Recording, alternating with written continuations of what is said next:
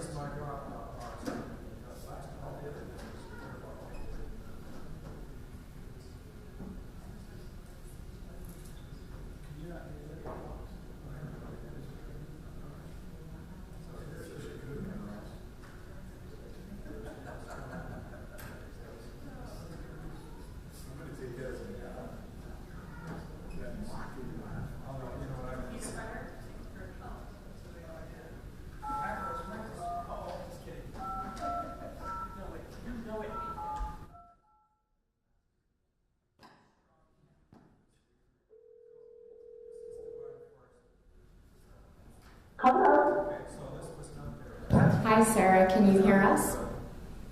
I can. Okay, you're good to go. So just like we did last time, mute yourself until you have something, and then that'll keep interference from going on. Okay, sounds good. Okay, thank you.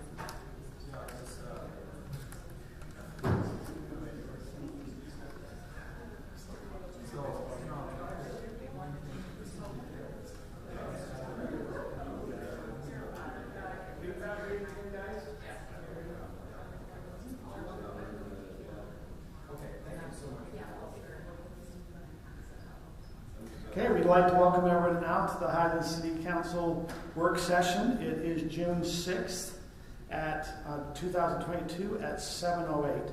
Apologize for starting a little bit late. We have everyone present, and on the phone we have Sarah Peterson. Is she on Zoom or on the phone? She's on the phone and then watching via V-Voter. So it's really important for you to talk into the mics, otherwise Sarah cannot hear you. So welcome, Sarah, and welcome those others that are here. With our budget work session, what we're hoping to be able to go forth with tonight is to go through the city's budget and to help give some guidance to prepare for the June 21st City Council meeting where we'll be passing the 2022-23 budget. And so I would, maybe to begin, hopefully everyone had an opportunity, if they were able to today at lunch, the Utah League of Cities had a meeting. Did anyone else have an opportunity to Zoom in today? So one of the things I was able to get from the meeting is they had a Zions Bank economist. And so he kind of gave an update on what they are seeing in the Utah economy. And I thought as we're talking about the budget, that might be important. I think all of us are recognizing that we are coming through an adjustment in the economy. We don't know how things are really lying. And that was probably more prevalent as the economists just talked about, that as we come out of the pandemic, things are kind of an adjustment. So some of the highlights was inflation appears to have peaked peaked here in Utah. Year over year, the inflation is showing at this current time in May 9.8%. He's mentioned the federal government's hoping to have it settle down to a 2% annual increase, but he's worried that maybe Utah might still show a 4% increase when the rest of the nation is showing just a 2%. In the inflation category. Do you really think the rest of the nation is going to be at 2%? I'm just going the economist is, this is, the now okay. The one thing that they did say is the federal government, he forecasted the interest rates. He believes it will be 2% higher than currently at this time, which would make the interest rates at 7%. Okay, that makes sense. So they did mention that the federal government is planning to raise the rates just to try to slow down the inflation they're seeing. And so with that, we recognize as rates go up, we will see, they're just trying to calm everything down. It's not just housing, but everything. The food cost in Utah, just for food, is up 8.1% over the past year. In the U.S., it's 6.2%. Housing appreciation, which everyone's kind of watching. Utah year over year is 29.4% in May. Idaho was higher, but in May was only 21%. They have peaked and started to come down from where they were over 30. So he was wondering how Utah's going to do, because they've already seen Idaho peak. United States average year over year is 20.9%. Employment, a healthy employment, what they would consider full employment, was 4.5% to 5%. The United States' employment rate at this time is 3.6%. Utah is at 1.6%.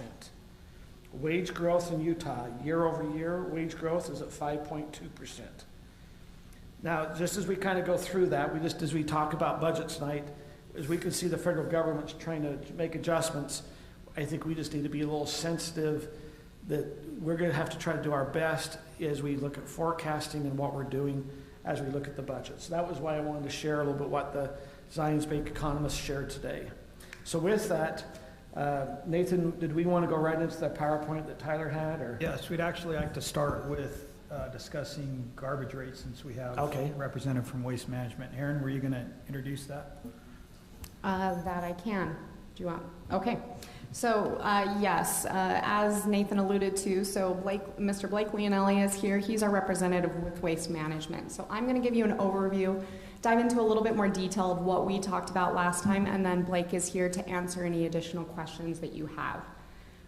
So per our contract, there's 3 different areas that Waste Management can request an increase in.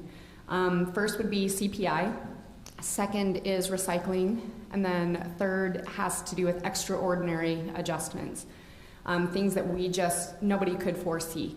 A question was asked last time, we have a contract, how can they change our rates? In our contract are these different adjustments that Waste Management can request.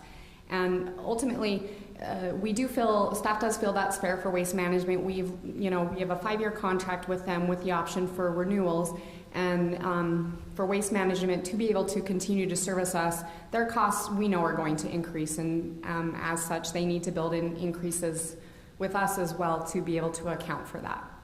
So, as we talked about last time, Mayor and Council, the CPI increase, again, that's just a straight calculation Waste Management does, was a 3.6%. And then the extraordinary adjustment is really where we saw a major adjustment is 7.5. And that's ultimately just things that we could not foresee that are a lot to do with COVID and disruption with supply chains, as well as retention and recruitment issues. So I won't dive into these into too level of detail, but Waste Management, as we've talked about with our own employees, we're having labor issues. To your point, Mayor, what did you say? 1.6% is the unemployment rate in Utah. With CDL drivers, and so all of our garbage truck drivers have CDLs. There are a large number of CDL drivers who are leaving the profession, not just in garbage, but CDLs as a whole. There are a lot of openings for those drivers who are still remaining, and there's actually less training available for them. Are you saying there's 80,000 that left their job in Utah? No, Or is it's this nationally? nationwide. Nationwide, correct me if I'm wrong, Blake. Okay. No, you're correct. So it is, Waste Management is trying really hard to keep the drivers that they do have, just because of this shortage we are seeing nationwide.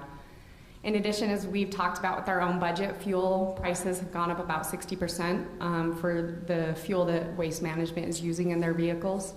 And then there's a variety of base components that have increased for Waste Management with rubber, resin, steel, everything like that. Year over year, they're looking at a 29% increase.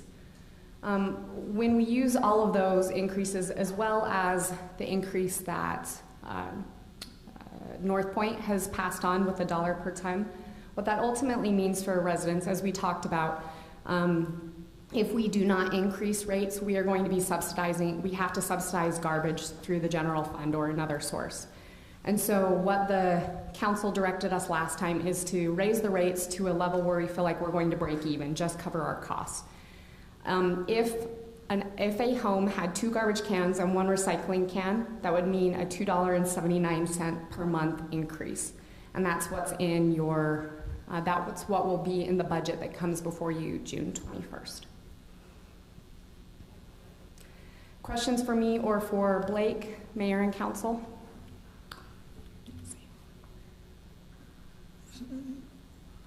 We kind of whipped through this quick. I'm sorry, I didn't mean to. We have a lot to get through in other areas. What are your questions, Councilmember Smith? So we're just going to do the break-even one? That's 'Cause what I thought we discussed maybe going a little bit higher if we had to. That was an option.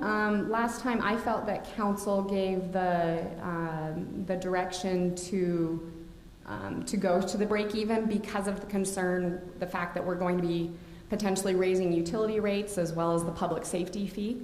So there are other options, Mayor and Council. Here would be the cost. So we discussed two different options. The first was the break-even scenario, and the second was adding in a little bit of a net revenue in order to not have to raise rates come next year, and to provide for any adjustments that we didn't anticipate as much as we tried to provide for some buffer there. So this was a scenario where it would give us $50,000 worth of net revenue, and again, hopefully to make it so we don't have to raise rates exactly at the same time next year. And that would mean a $3.91 increase. And I believe the reason you did that is in the past, that had been done in the past where there had been a little bit of a buffer to help so it didn't increase the rate. Correct. When you look over the past few years prior to our contract with Waste Management, that's what it had been about. And that's close to what it was our first year with Waste Management. It's kind of been staff's goal to hit that, and what council directed us to do, again, to give a little bit of buffer room there for future increases. So, one of the concerns I think you have to always have is we always can adjust the rate next year to be exactly what the exact cost is versus, like you're saying, kind of as a buffer. But is this $279 take into any account to any of the staff time? Has that been built into this fee?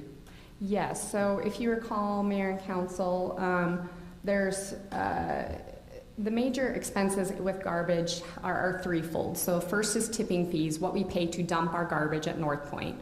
The second is the hauling fees, what Waste Management charges us to move our garbage from curbside to North Point. And then the third is everything else, including staff salaries for Highland City staff. The garbage is a department within the general fund. It's not its own fund, but there are portions of staff salary that are allocated to that department. So the question, I guess, is, Council, where do you want to sit at? Do you want to be at the 279? Are you wanting to do, where do you want to be on this garbage fee? And do you have any questions here for Blake from Waste Management on it? I've got some questions. So, tell me about the supply chain issues that you're having. Yeah, simply put, oh, please. No, that's the Okay. question. If you'll just make sure you're speaking really good, because we've got a council member that's on the phone. Okay, does that sound good? Yes. Perfect. Okay. Yeah, so when you talk about supply chain issues, I think this gets to the nuts and bolts of everything. Waste Management's the largest purchaser of garbage trucks. So on average, we get 1,600. Thus far this year, we've got 8. 800 or 8? No, 8. 8 So total. You got 1,600 what? Trucks. On average, we get 1,600 Oh, trucks. on average, you purchase 1,600 new trucks. Yep, we've already purchased 1,600. Thus far, what's been delivered is 8. So when you talk about supply issues, not 800, 8. We are buying up companies just for their fleet. I mean, when you talk about supply chain shortages, it's across the board for us. There's shortages of garbage containers. There's shortage of garbage truck drivers. Walmart just recently came out and their starting salary is $110,000 for CDL drivers. That's driven the market through the roof. So when you talk about, strictly supply chain issues, it's across the board. Steel is up 200% over the past 6 months. So where do you buy your trucks? We get them through many different sources. So are they U.S. made or are they all made in China? Because we seem to blame everything on China. I could get back to you on that. I'm just curious, the issue. I'll tell you one little thing. I noticed you're having trouble with CDL license and different things. Mm-hmm. So the government about 4 or 5 years ago, basically, as a physician, I've done CDL licensure for years. But about 5 years ago, they decided we need to take this big course, spend hundreds of dollars, and get certified to do it, even though I've been doing physicals for 40 years. And so in my practice of 28 physicians and nurse practitioners, about 50 practitioners, there's only 2 that do CDL licenses now because of government regulation. So some of this is coming from government regulation on your CDLs, I think. It's not just pay, it's hard to get one because you can't find a physician to do the licensure, and so they go to specialty clinics and things. So, I think a lot of this stuff that we experience now is because of federal government regulations that are probably not necessary. So that's just my little reflection on it. So A question I'd have, Blake, you've adjusted, and I'm saying Waste Management's adjusted their rates based off of the CPI, Consumer Price Index. Let's assume we get a negative consumer price index. With all the increases we're having, there could be a possible turn. Are you guys also, is a contract, can we go negative if things start to go negative? Yes, it can. Okay, so it goes both ways. Yes. So if we see a 2% decrease in it and the CPI, then your prices will be decreased by 2%. That's correct. So, and we have an escalator in there. That's why it's tied to the water sewer trash index. And should that occur, that is something that would be evaluated. And it's something we bring to our clients as well. If you notice in the past, it's like the recycling. Recycling went in a tank, different things were happening. Now there's actually, a very slight positive on recycling. So it's actually helped within the industry. So, there's different elements to that absolutely. I mean, one of the concerns, Council, I have is, here we had, I'm just going to use lumber, was at $1,600 this time last year, and now I think it's between $650 and $700. So things hopefully are going to adjust as they try to slow the economy down. That's the hard thing. Here we are looking to do increases in everything because we don't know the future. But we don't want to be locked in those increases if it starts to go the opposite way. Absolutely, and we'd be evaluating that we will evaluate that on an annual basis, similar to, the recycling, and that's how you're tied into with recycling. We would do the same thing, but I can tell you there's a couple elements that we don't foresee as far as labor costs. There's no sign as far as CNG, diesel, any of that rebounding anytime soon. So therefore, steel, a lot of this is going to occur and happen at least for the next year, so where that would be built in. So, can I make a comment, Mayor? I would lean towards just the break even, because in my conversations with the state auditor over the weekend, his feeling is on fees and things that we need to be able to justify any fee increase. And so I think we have to be careful establishing a fee to build up reserves if we can't really justify why we need that this year. So I think we need to stick with break even. And I think it's best for the citizens personally, since we've got all these fees we're looking at. Yeah, I'm fine with that. So the recommendations, or anyone else would recommend doing anything other than 279? No, I heard it was 279. So I don't see, I think we've kind of set in maybe the 279 is where we're going to be at. Yep, so that's what you will see in the final budget proposal on June 21st, Council. Okay. Thank you very much, Mike. Thank you. Thanks for having me. Thanks for being here. Thank you. Our next item is, I believe, is it building permit revenue? Oh. Traditionally during a work session, if it's specific to garbage, is it a question specific to garbage? Helene, if you want to come up, we just want to have our questions specific to the item we're talking about. So if you have a question to help clarify, feel free to come up if you can. Helena, we need to try to have you come up just because we have Sarah Peterson on the phone so she can hear it. Does that work out?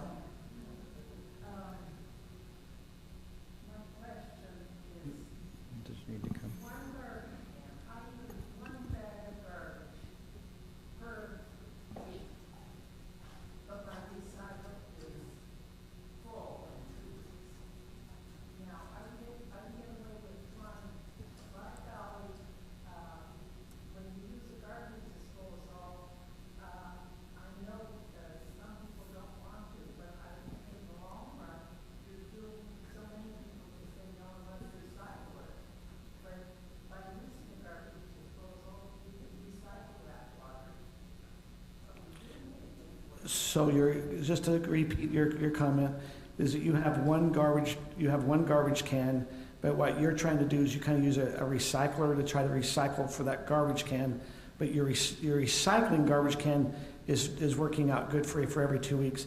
But you're mentioning something about the first garbage can. I'm sorry, I'm not sure I quite understood what the concern was about the first garbage can.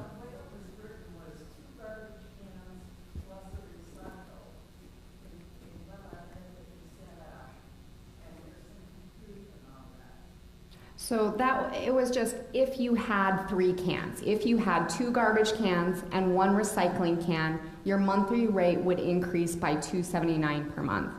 If you only have 1 garbage can and 1 recycling can, it will be less than that. I'm sorry, I don't have that number. So Helena, if your 1 garbage can will go up about $1.14 per month, and your recycling is going to go down to probably I guess it's going to go up about 89 cents. Is that about right? Are you thinking that right? You're talking about a $2 increase instead of $2.79. So Helena, yours, since you don't have the second garbage can, would be about $2 versus $2.79. Does that help answer your question? Yes. Okay. Go ahead, Boyd. Boyd, would you mind coming up if this is specific to garbage, please? If we can have the specific to garbage. So I've got Boyd Draper's my name. I got a couple of questions. So is this rate because of growth in the city, or is it because of the base cost, the base of the unit? So we have about 19,000 residents. Is it for the base increase, or is it because now the area is bigger because of all of the new development? I'm going to answer. I think it's just based off of the number of cans that we have. It's based off of how many garbage cans we're servicing. Well, certainly if the area is bigger, it means more trucks. Correct. More drivers, more gas, more whatever. So I'm hoping that the city is in tune to impact fees so that anybody that causes more trucks, more drivers, more whatever, because the area is bigger, that there ought to be an impact fee, a pretty steep impact fee. I don't think on garbage cans we have any impact fee just because it's an outside provider that provides, if we have a new home come in, they bring the garbage cans to that new home. I understand that, but again, if you follow my thinking, The trucks that are driving on the roads. whoever provides the service has to have more trucks, more drivers, more gas, and so the base then gets to provide all of that for this expansion.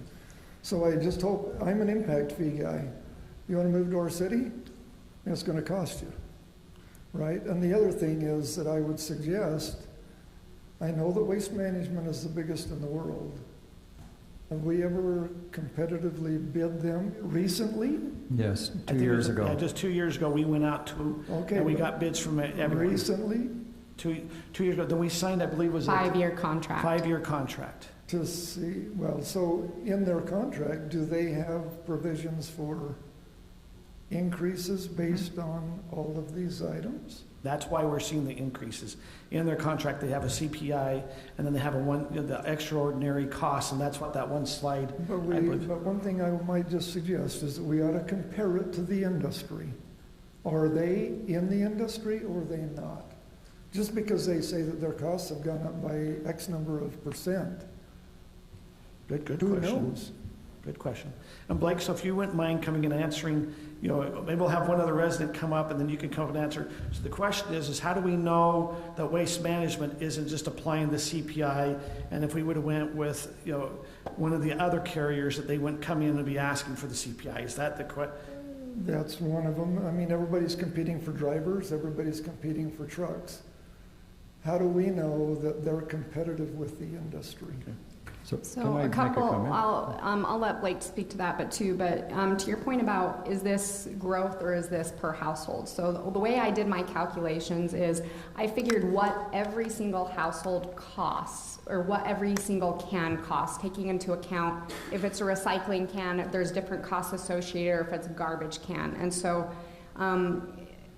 the reason for the increase is it's the cost increase. It's not necessarily the growth, because every single can, if we don't make any changes, every single can, the city has to subsidize at this point. So on the slide up here, so if we do not make a change, every single can per month is going to cost the city an extra $1.14, for example. So growth does impact the overall budget, and that when you add in all of the Ridgeview residents, for example, that multiplies, but every single can is costing the city more than what we are charging residents. I understand that, but I think you're missing the point.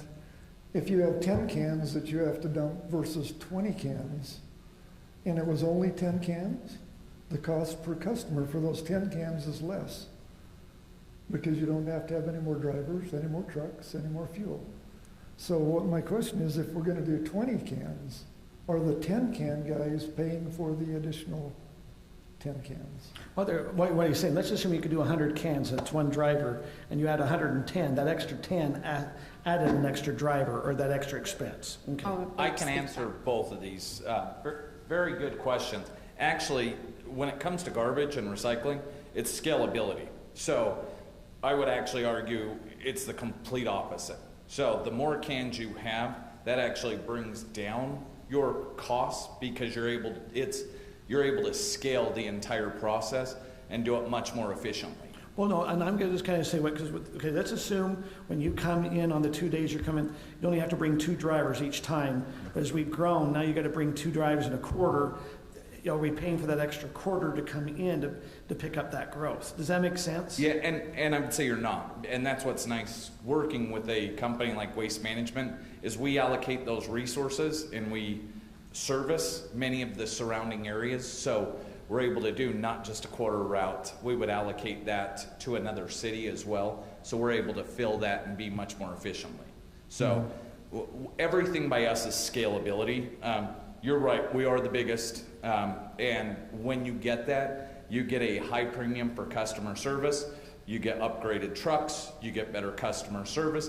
And with that, Aaron and I are constantly looking at the rates, making sure that it's in line.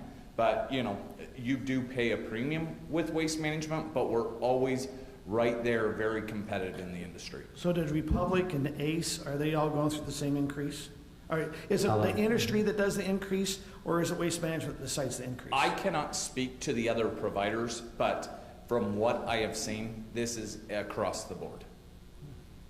Let me make a little comment too. I serve on the North Point Waste Transfer Special Service District, and the garbage is taken there and then transferred down to East Bay landfill. And because of the increased costs of hauling the garbage from the transfer station to the landfill, we had to increase tipping fees by $1 for 2 reasons. Much of it is gas costs. We don't have control over that on the city level. That's federal policy to a large degree and the market. But we had to increase it there for the same reasons you're asking for an increase, because they couldn't get enough drivers for the price they were paying them, the salary, and gas costs. So we had to do that, and that was over through the whole north part of the county. So all the cities are charged another $1 tipping fee. It went from 30.50 up to 31.50. And I hate increases, but you got to cover your costs, and that's the problem. I believe we had another question from another resident over here. If you wouldn't mind coming up to the mic, just because we've got a council person on, and that way you can state your name, if you wouldn't mind, and just... I will say too, while he's coming up, Mayor and Council, our previous contract with Republic Service also had an inflationary component to it, and the proposals from the other 2 bidders we received back in 2020, well, one of them didn't speak to it, but the other, when I looked at it, it also did include an inflationary component as well. So it's not atypical what Waste Management has put in their contract with us. Just a quick question on... But just state your name, please. Oh, I'm sorry. Don Rosika. I've been a resident here for 33 years. They were talking about the cost per can, but they didn't mention 2 cans, no recycle. If you'll look, can you see up behind us, it will show the first can's $1.14 increase, second can was 73-cent increase, and if you don't have recycled, then you don't pay for the recycle. Right, so these are just the, I'm sorry, I don't have a column that shows the difference between the 2. So like Mayor said, about a 75% difference there, and I can't do math on the fly. About 75 is there as well. 90 and 75. So it would be less than $2 if you had 2 garbage cans. Okay, that's fine. That's not a big deal. I just wondered if there was some reason that that was excluded. Just in making, if you happen to have 2 in 1, that's what it would be. Okay. My general question is that, and I haven't had a lot of time to do a lot of study on this, but between the newsletter and the letter from Mayor Ostler that I just received, haven't had a lot of time to really get into the details, but in a general sense, when you talked about asking questions based on the issue being discussed at the time, does that mean on this city budget and fee increase category, that's not a category that includes several different categories that we'll have to wait for them to come up rather than making general comments on the whole thing? So what we're going to be talking tonight, we're going to be talking about garbage. We will be going through our public safety fee, which is the police and fire fee, Right. which is the second one. We'll be going through the revenue for building permits, open space. We're going to discuss about open space fee, and then we all also go through about all of our utility fees. Is that kind of? But each individually. Yes. Yes. So we're talking the next couple of hours. Yeah. Yes, it'll be a couple hours. Sorry. Okay, so I'd like to just make one comment. You're welcome to. What I did notice is that going through all this, there were fee increases virtually across the board. But I didn't see anything in here about, and there were also obviously issues that were going to be discussed about increasing city costs for construction of trails and other city functions and so forth. But I didn't see anything in here about what plans the city has to reduce spending to try to cover some of these costs. The residents are being asked to tighten their belts to accommodate all of these costs. But what's the city going to be doing? That's my question. It seems to me that in times like, well, I have one other general question, and that is, are these cost increases based on the inflationary trends we're looking at right now? So as we go through the presentation tonight, you're going to notice that the council needs to make a decision. Like when you asked about tightening the belt or what we're doing, there'll be a time where we're going to say, if we don't increase the public safety fee, this is how much it's going to affect the general fund. If we increase the fee this much, this is still how much the general fund has to bring in. And so we'll be going through those steps and the council will be making a recommendation to be for the final budget of what's that level the general fund's going to support all these other fees or things of that nature. Is that helping answer that question? Somewhat.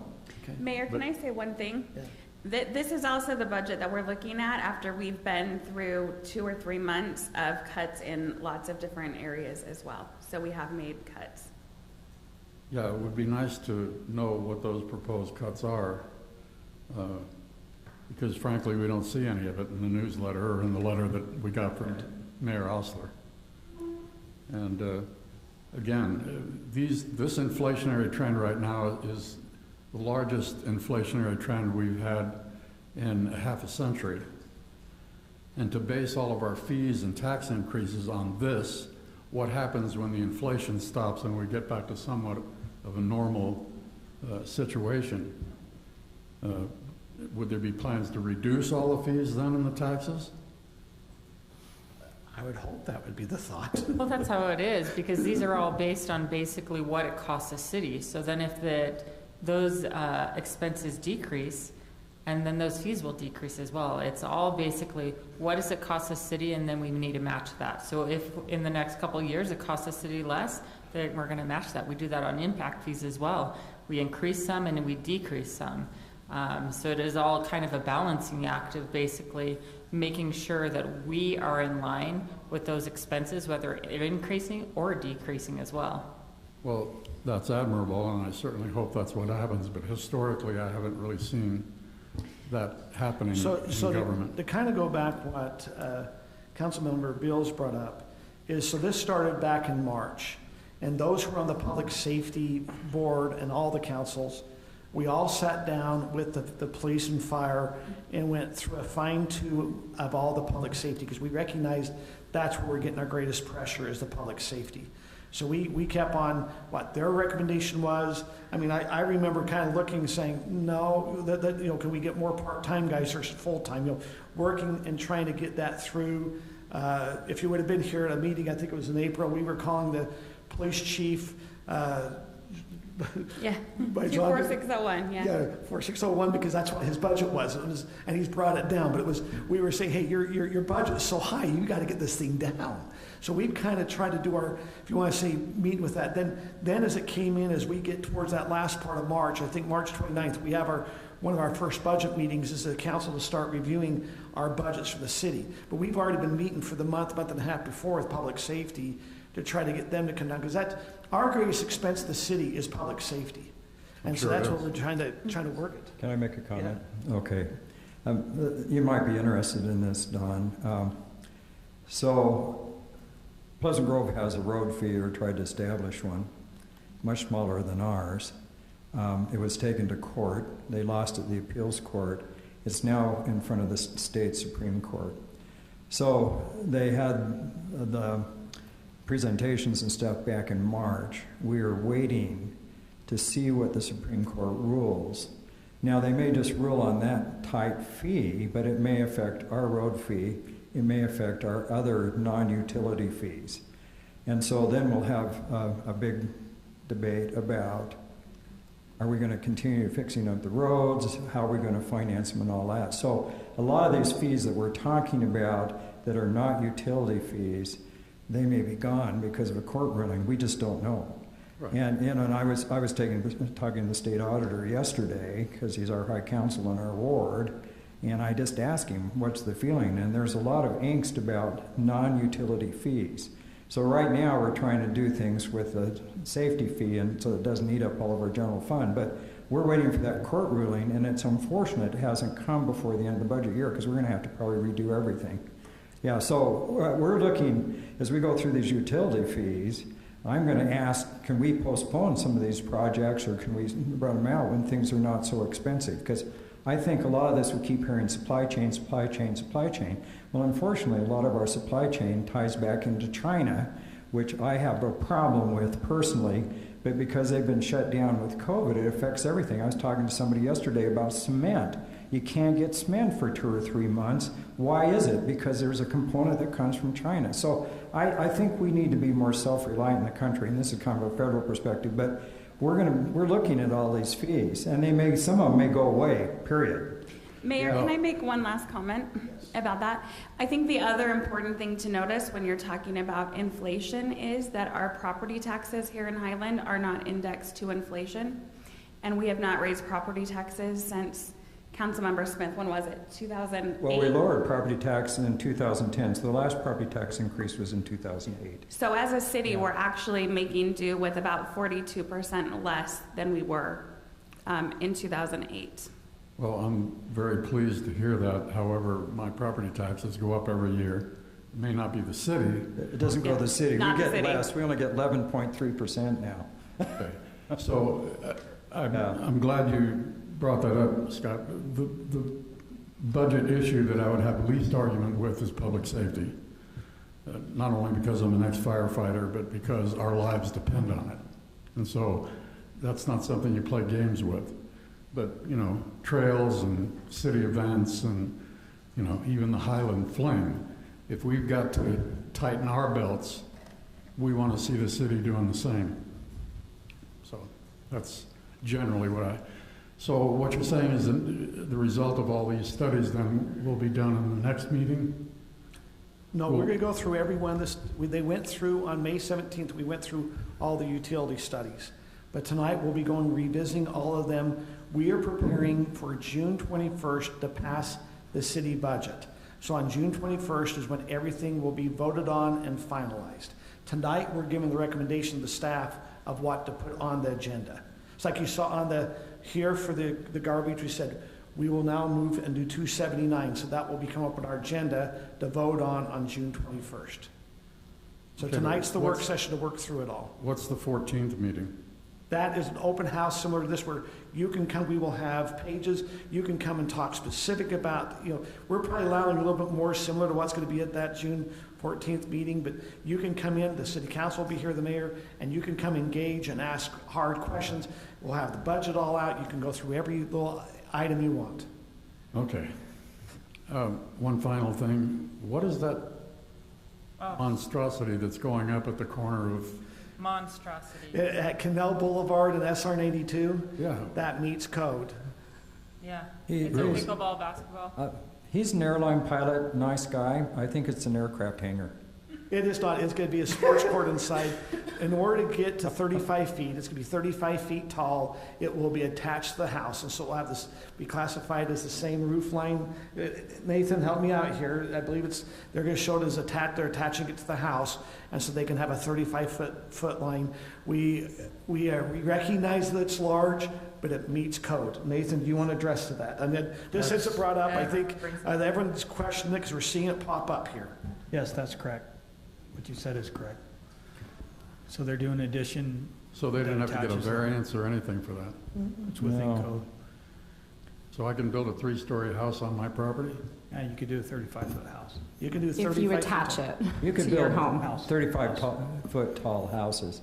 What makes that look unusual is their house is like a rambler, and then they Well, decide it's to the whole build, neighborhood. I mean, it just, yeah. Well, and the way it sits, I mean, you're coming out of Canal Boulevard top of and the it sits hill. up on that hill. But it is large. I will agree with you. It looks large. maybe they could paint a mural on the side or something. I think it'll look nice when it's Okay, done. thank you. We've only discussed, we went through the garbage. Now we're going to go through, is it building permit? That's correct, Mayor. if you're ready. One last comment on garbage collection. There are 8 different employees, 8 different positions within the city that have a portion of their salary and benefits allocated to that garbage function. So that is included in the calculations that Aaron has run. With regard to building permit revenue, here is a chart showing going back to 2001, fiscal year 2001. This is building revenue less or net of building inspection costs. And that's specific to our building inspection department. There are other considerations I'll show you here on the next slide that some of this will change as we identify very particularly each and every cost that can be allocated to that purpose. But you see, there's quite a bit of fluctuation. And some of it, I think we're seeing a big bump here this year because we had one development that's come in, being Ridgeview, that's come in. I mean, I think on average we do about 80 building permits between About 90. 90. And how many do we have coming in so far this budget year to show this number? Over 200, I think. Yeah. So I mean, we're more than doubles why we're seeing such a big increase. And there are, with regard to building permits and the revenue and expenses, permit fee comes in at the beginning of construction. And particularly with some of these developments that have a number of properties in them, you're going to see a lot of permits pulled all at the same time. Well, as construction occurs, that may take a year or 2 in some cases. So those costs and the salaries and whatnot to support that construction is spread out over a longer period of time. So you would expect to see some fluctuation from year to year. Like I mentioned, the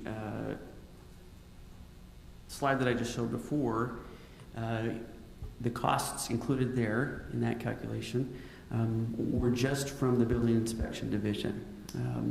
So staff is reassessing, and you've seen some communication from our city attorney, and we'll continue to revisit that. But we're looking at, in addition to building inspection, planning and zoning, and significant portions of the engineering division that are very closely tied to building development, and so it's appropriate that those costs be included. There are also other overhead allocations for functions like finance, administration, recorder, city council even, and the planning commission. And those allocations. There's a methodology that we use in other areas, and as one would expect, will be consistent with those other allocations. Some other parts that we're looking at that aren't necessarily just one function, they're actually pieces of various positions or functions in the city, sub-applications, legal entitlements, public works inspection and review. That's just one piece of what they do. Addressing the fire marshal. Our fire chiefs function as the fire marshals, so it takes a little bit of work, but we'll do that to really come down to a well-documented, justified basis for saying this is the portion of chief spec and patent that should be allocated to a fire marshal function. So a couple other considerations with building permits and that revenue. We're certainly in a peak right now, and the information that the mayor shared at the beginning of this meeting, we're seeing lots and lots of economists weighing in. Not only is it a normal cycle, but there are very specific policy decisions being made by the Federal Reserve and whatnot to help mitigate the impacts of inflation in the future. And those, along with regular cyclical changes, are almost, if not guaranteeing, almost guaranteeing a market correction coming here down the pike. Even with smaller volume of building development, there are functions, of course, that we still need to keep on hand. We still have engineering. We need to have building official and inspections online in case there are applications and permits that come in. And finally, with regard to building permit revenue, there's lots of cities who have, and some that do live it very substantially or operate substantially on building permit revenue. And that, as we look back in the history of Highland, created some of the challenges that we saw here almost 20 years ago as the market turned. And then we find ourselves in situations where we have to, staff was having to decide which bills to pay on time as those market corrections came around. So there are other considerations, there's further analysis that will take place here in the near future, and obviously ongoing discussions with the state auditor's office and peers to determine how best to move forward with that. The advice from our attorney is that Highland is operating appropriately, and will continue to do that and document and with further detail justify those expenses that the city is incurring, and then we'll justify those revenues. So, questions, comments? So I have a comment and a couple questions. So one comment is it's always been felt that the city would be built out if we had a population of somewhere between 25 and 26,000. That's what I've always heard.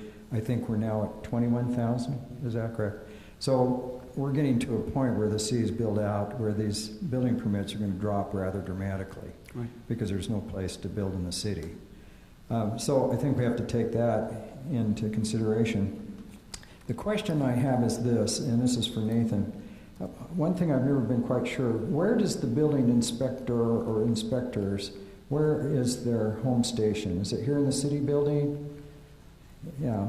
If we've got this extra building permit revenue right now that we have to justify expenses to because we want to keep it, why couldn't you, in this new park maintenance building, put a couple offices for the building inspector and have this money help build that building? Because we've been trying to build a park maintenance building now for 9 years, and we have trouble with cost overruns and placement. Why couldn't you put the building inspectors there? Do they just need to be here in the city office? Yeah, so there's two thoughts along that train of thought. One is that, yeah, you could, but the percentage of the use of that building would be pretty low. Right now we have 2 and some clerical staff, not clerical staff, I should call it, a building permit technician. that could possibly use that. But we'd have to send everybody down there to do that. So part of this is having one place for somebody to come to do their utilities and their building permits and everything at once. So you have your operation, your functions get a little clunky when you have all the coordination that needs to happen with everybody else with their offsite. So what you're saying is the building inspector needs to stay in this building, and there's plenty of room for him. Preferably, yeah.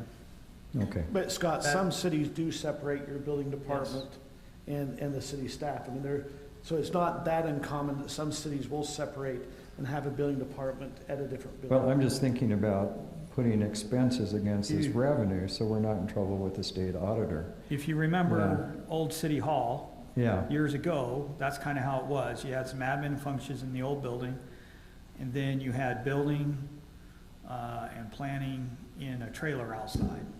So it has happened. We can do it. Is it ideal? No, but it can happen. Just a thought. You know, and Nathan, help me, or you, Tyler, if this is a true statement.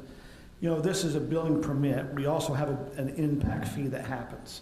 But there's been times that we've taken that impact fee that's helped pay for bonds.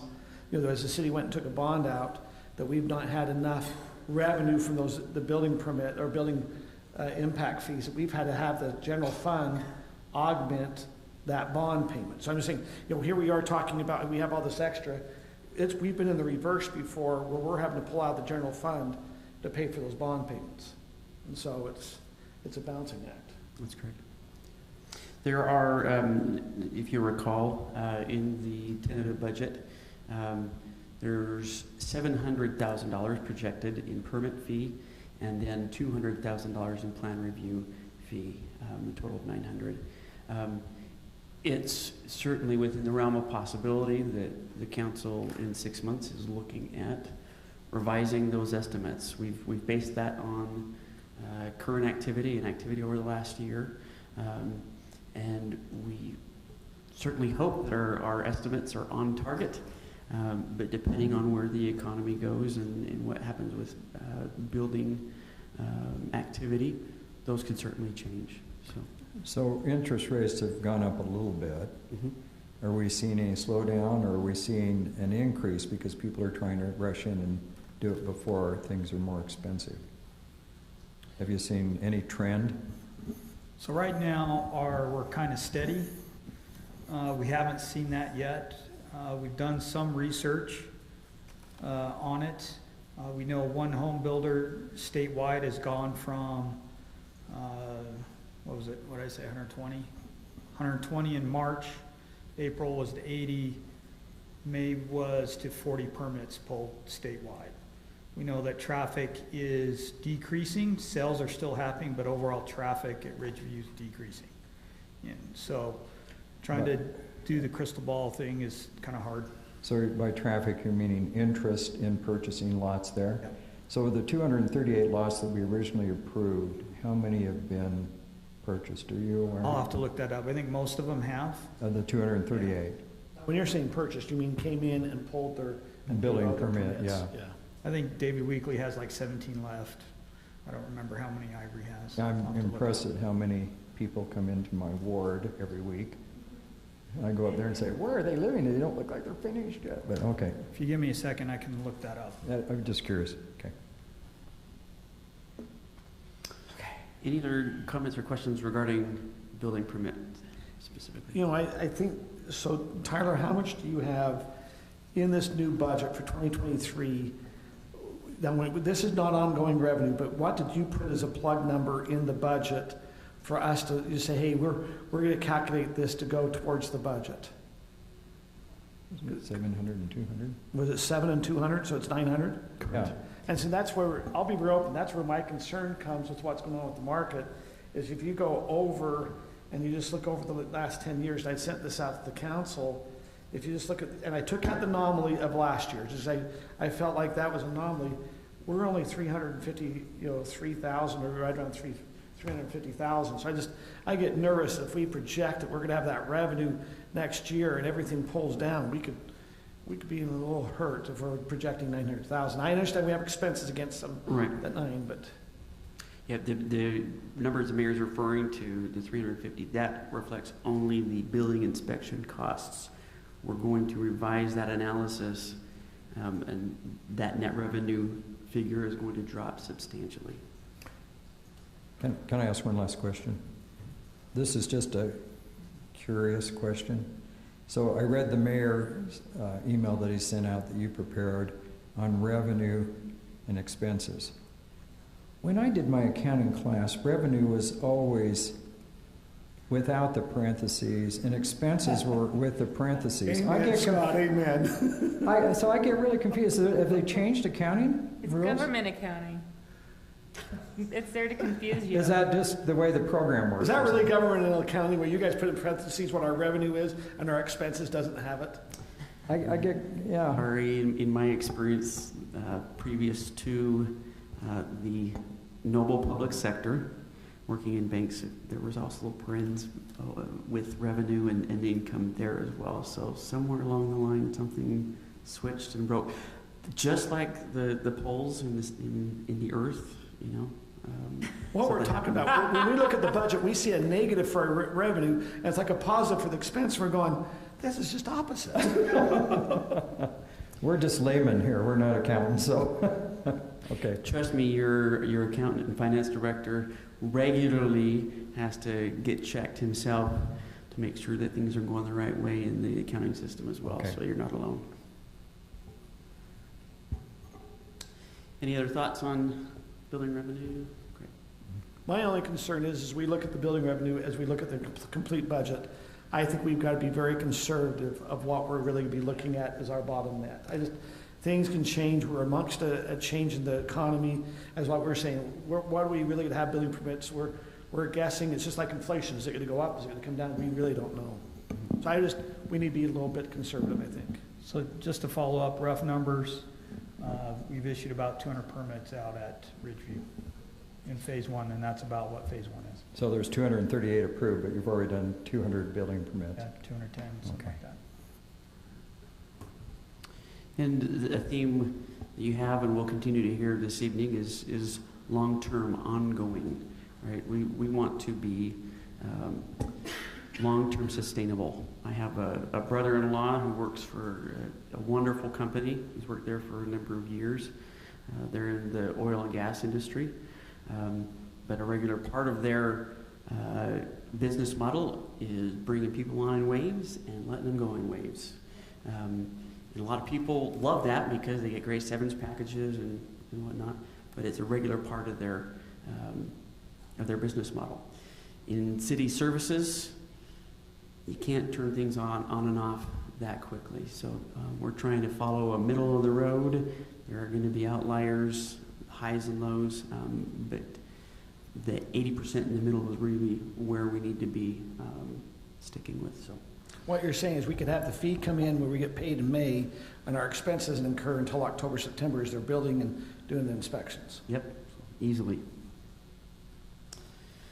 Open space fee, with some discussion there about the what ifs, keeping that, or looking at possibly revising that. The city brings in about $300,000 in total revenue each year from the open space fee.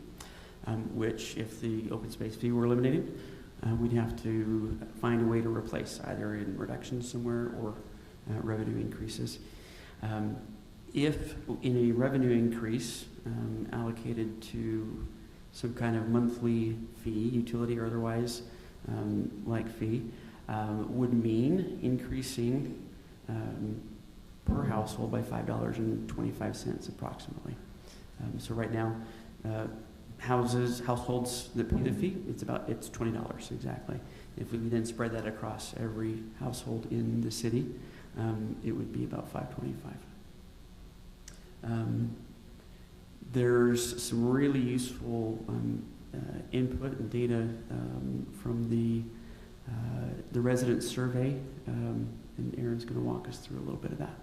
So yes, like Tyler said, we're going to do a little preview of the resident survey results tonight. And so Mayor and Council, if you remember, we asked a question on the resident survey, would you be supportive of replacing the open space fee with either a property tax increase or a fee increase, or a general fee?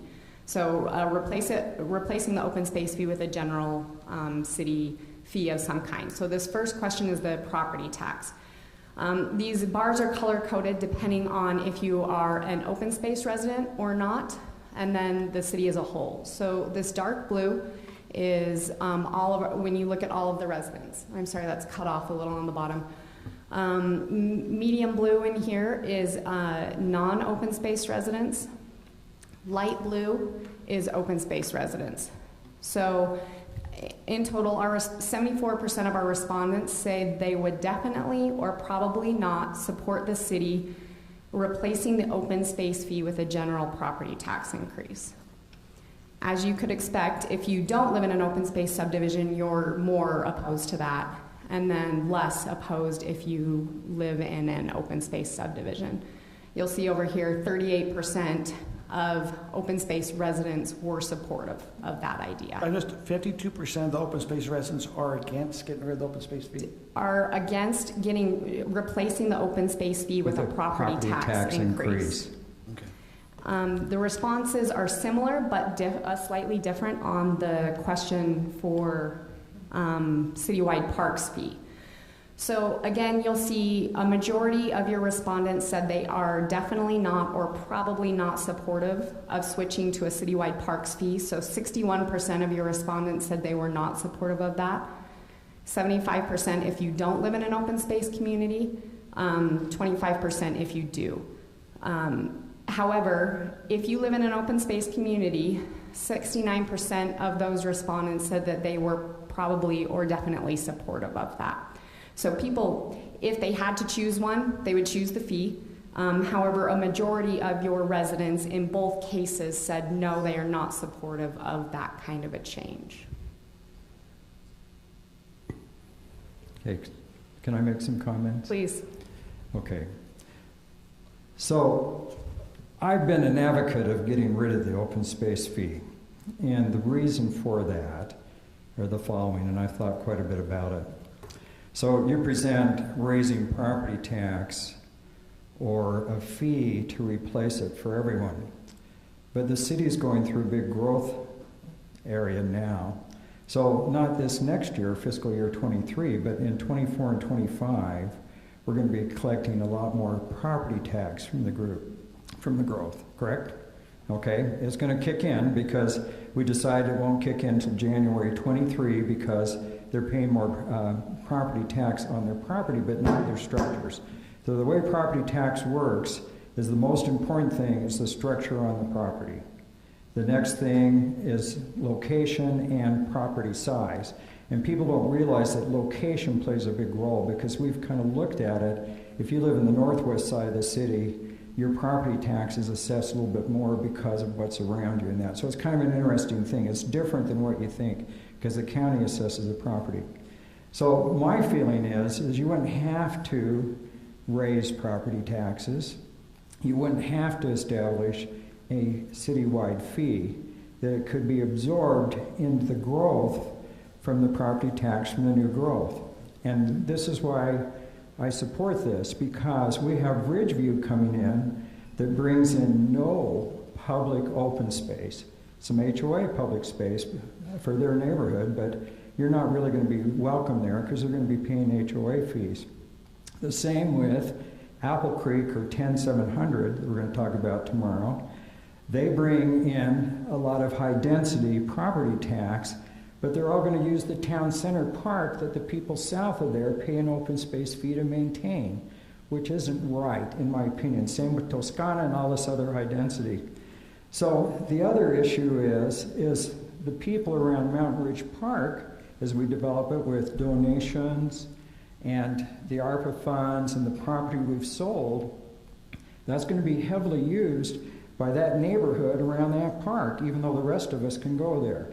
They're not going to have to pay a fee to use that park. Apple Creek's not paying a fee to use this park. Ridgeview's not paying a fee to use the Highland Glen Park, and I promise you if there's 1,500 people living up there, that park will be packed all the time. My neighborhood doesn't pay a fee to use Highland Glen Park. We pay it through our property tax and sales tax. So the justification to keep an open space fee on 26% of the population in the city when all their parks are public space. We just defined that for sure in the last election. All their trails are public. And so who's going to use those besides the neighborhood? Everybody in the city can use it. So my feeling is get rid of the open space fee, but absorb it into the budget. Now last year, we absorbed $900,000 into the budget as it stood. Tomorrow we're going to vote on absorbing $240,000 to fix the retention pond at the mouth of the canyon in a decades-long drought. I have a hard time with that, but we can't find the money to cover the $300,000 for the open space fee. It's the most complained fee, unfair fee that's been in the city. And the property tax valuation was based on, well, if you're in open space, you pay less property tax. I went and looked at it, for example, in Wimbledon, our favorite open space neighborhood. Some of the people there on a third acre pay $214 to the city for property tax, and somebody on an acre in the middle of the city pays $241. But yet, there's more high density in there with that. So it's crazy. We have different open space neighborhoods that have almost no open space, and yet they pay an open space fee. It's just an unfair tax, and I get rid of it, but absorb it. We don't have to raise property taxes to do it. We don't have to raise a fee, in my opinion, because I think it's already built into the new property tax that's coming in. So I've said what I said, but I think open space fee is the most complained fee. We need to get rid of it. So Scott, if we don't have the revenue yet, when would you consider, are you talking about doing it this budget year where we haven't had the revenue come yet? When are you making the suggestion we do the open space fee? Well, as we've looked at the budget, there's a lot of wiggle room in this budget. Now we're going to raise utility fees and garbage fees and this not open space, but the Lone Peak safety fee. And there was an argument made from a former councilman, which I think is compelling, that any fee increase for public safety ought to go in the public safety fee and not suck out of the general funds. But yet our general funds have excess revenue if you don't look at that, because we've talked about that. And I feel like you could just eliminate this next year, and in a couple of years it's totally covered. That's my What feeling. you're recommending is we eliminate the $300,000 total? Yes. And now you made a question, and as a resident, you mentioned we have a lot of wiggle room in the budget. To me, that would make me feel very uncomfortable that we have not really looked at all the cost in the budget, that if we can absorb $300,000. So what would you tell me as a resident if you have $300,000 to also absorb it in the budget? Well, first thing, I wouldn't have paid $240,000 to rebuild the detention pond up in American Fork when we've had decades-long drought. Okay, there's $240,000. I probably wouldn't spend $85,000 at $1,000 a tree to replace it.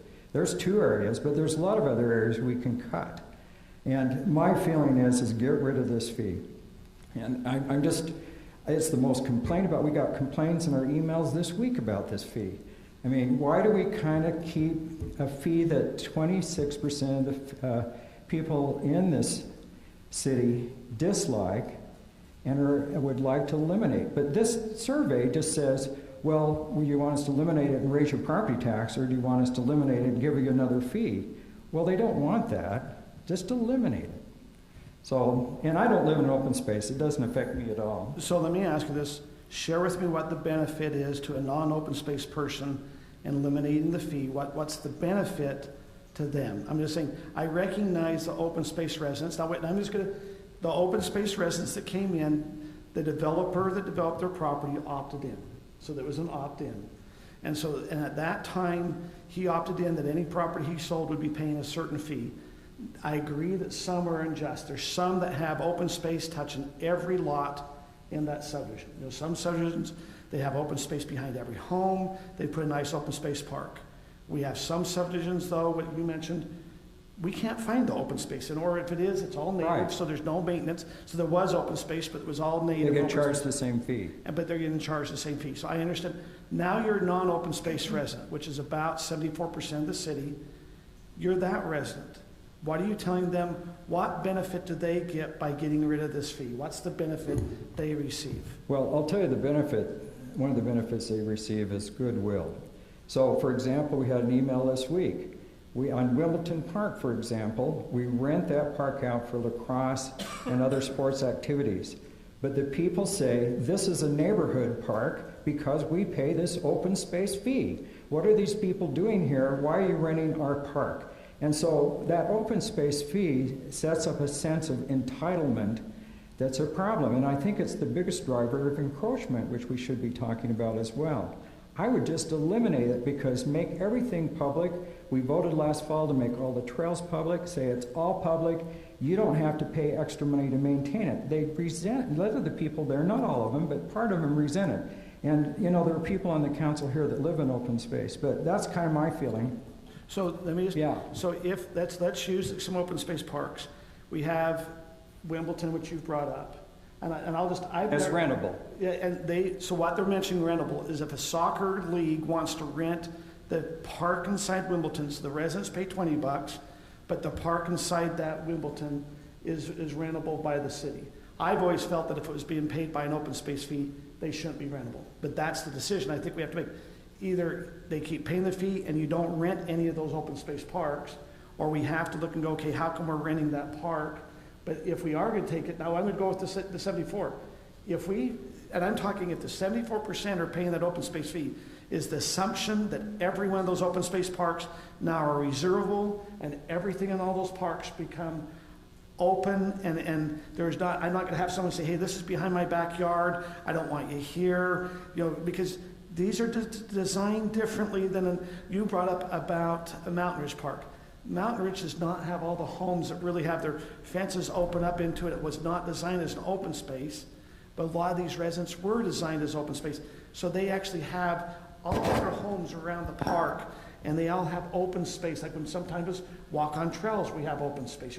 And so there is a difference, a little bit of a feel between that. And currently, the city's paying 60% of the open space maintenance for these open space parks. It's not like, I think as a council, we got to say, okay, if they're open space, maybe they're not rentable. Or if we're going to get rid of the fee, to me, it has to open up. The benefit is every park is open and is all rentable, and we're not going to hear that someone's there in that park. But we're already renting Wimbledon. Correct. We're already renting Mitchell Hollow, are we not? Yep. We're already Beacon Hills. renting Beacon Hills. Canterbury We're North. already renting Town Center Park. So we're not Windsor Meadows.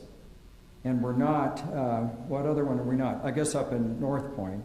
So let's go through Mitchell Hollow. That property was unbuildable, was given, and the city paid $600,000 to put that entire park in. So all the monies was not done by the open space developer, if you want to say the developer. He didn't go put that park in. It was a retention area that was when they were developing. I agree it came in probably because of they got bonus for open space. But one of the concerns, and I'm just trying to voice, the concern is I've talked to some open space and they don't want it to change. And I get nervous, we're talking about this, and I'm going, do we feel like we have enough information to make this as a decision? Do you feel like we're not going to have repercussions from some of the open space people that don't want it to be opened up to all the public versus we hear what the residents that don't pay the fee, and I get it, those who don't pay the fee don't want to pay a fee. You know, I mean, it's always tax the other guy behind the tree, and that's what we do. We're seeing that come back in our study. But we have 74% of the residents are saying, don't do this fee to me. I'm bringing up just some points that we need to look through as we make this decision. Well, and I think some of it depends on what the Supreme Court rules on fees this summer, hopefully by September or something. But, you know, it's hard to justify the open space fee if you really analyze it. And I just think we need to eliminate it. And I would like to eventually eliminate all fees that don't have to do with utilities, because I don't think you can justify them. Now, we're doing it because people don't want their property tax increase, but we've got to have a discussion, and it all depends on what the Supreme Court agrees on. So, Can I make one comment? So I agree with a lot of what Scott says, and I think y'all know I've gone back and forth on this issue. What I do think, though, is that right now we have a budget to pass, and I think that the open space fee is something that's been around for a really long time.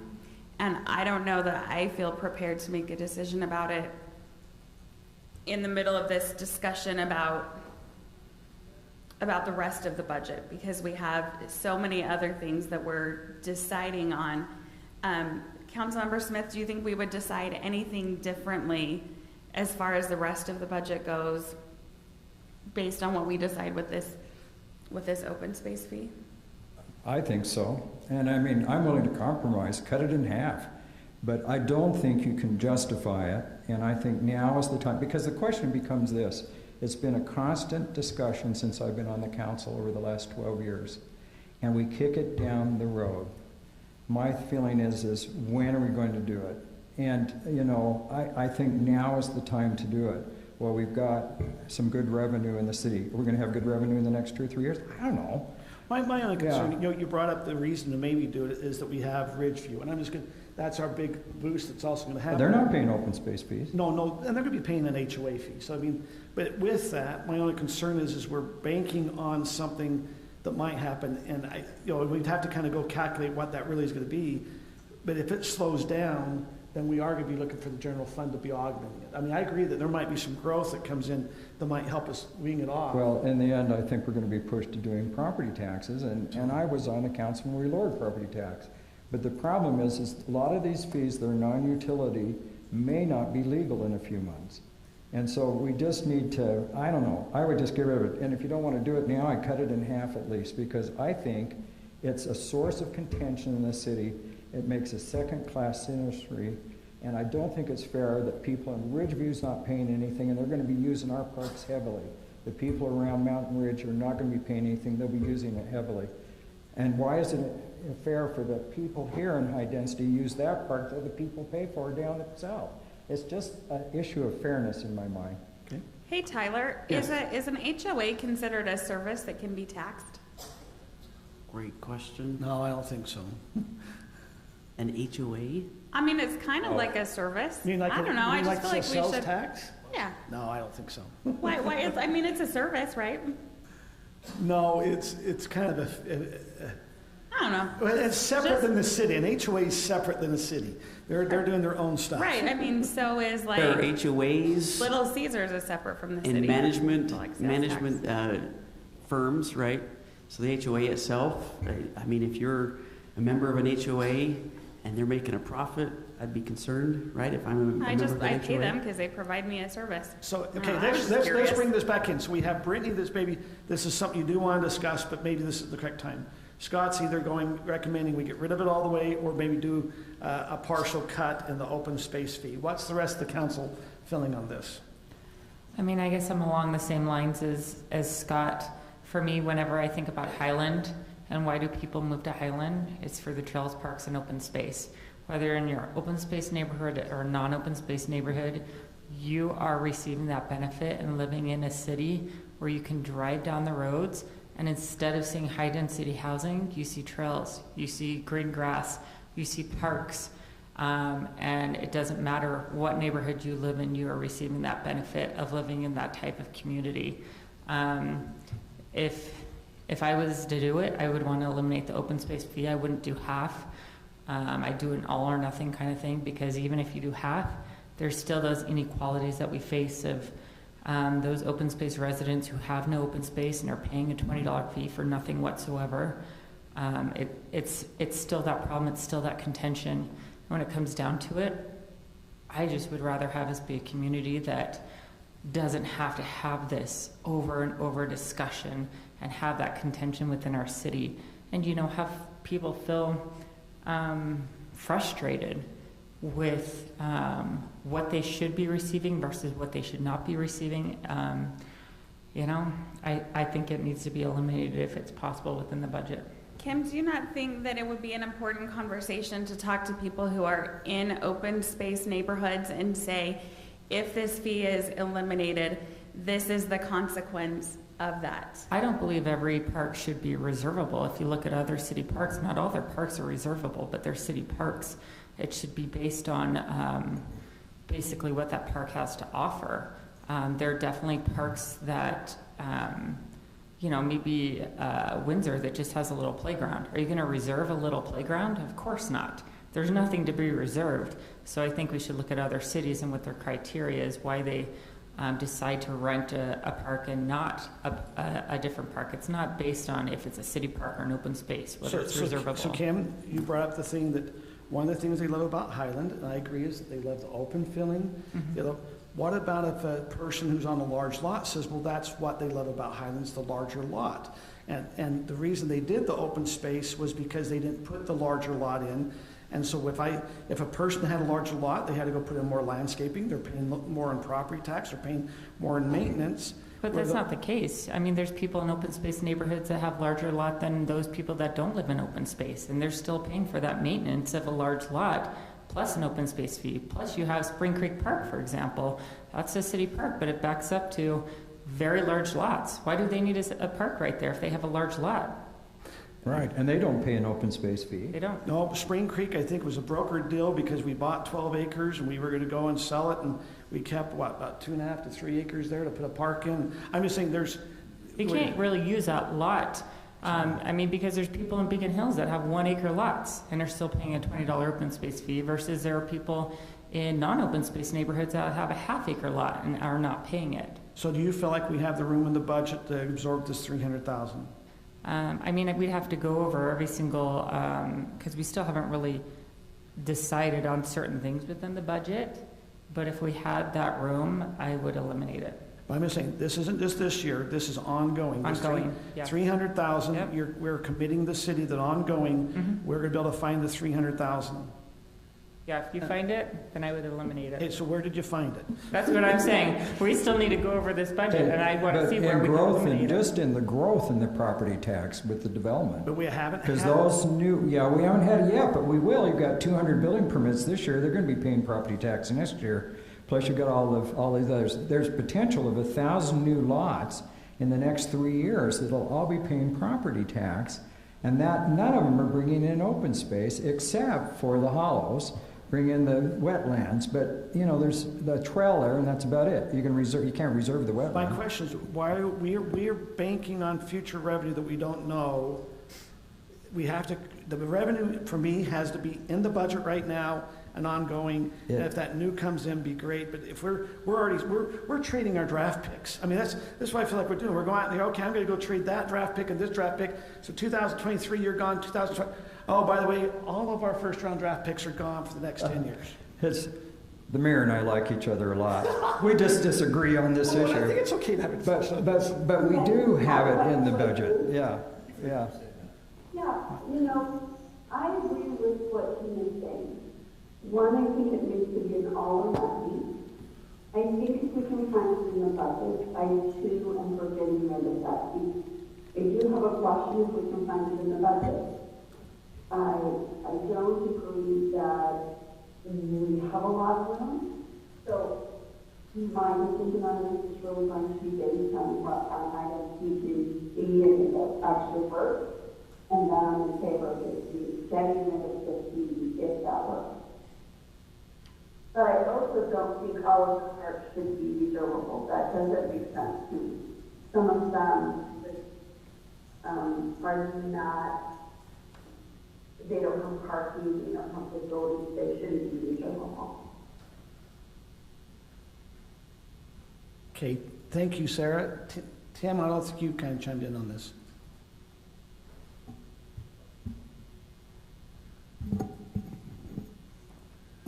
I agree with Kim that everyone, well, several of you have mentioned this, and that is everyone benefits from the parks and the trails in Highland. That's the appeal, one of the appeals of the city besides large lots. I think we should rename the open space fee the park fee and make it $5 for everyone, or $10 for everyone, whatever it is, but retain the revenue, be open about what it is, and do what make it fair and charge it to everyone. So you're recommending that we do a new fee called open space fee and charge $5.25? Yes, every household. I agree with a lot of what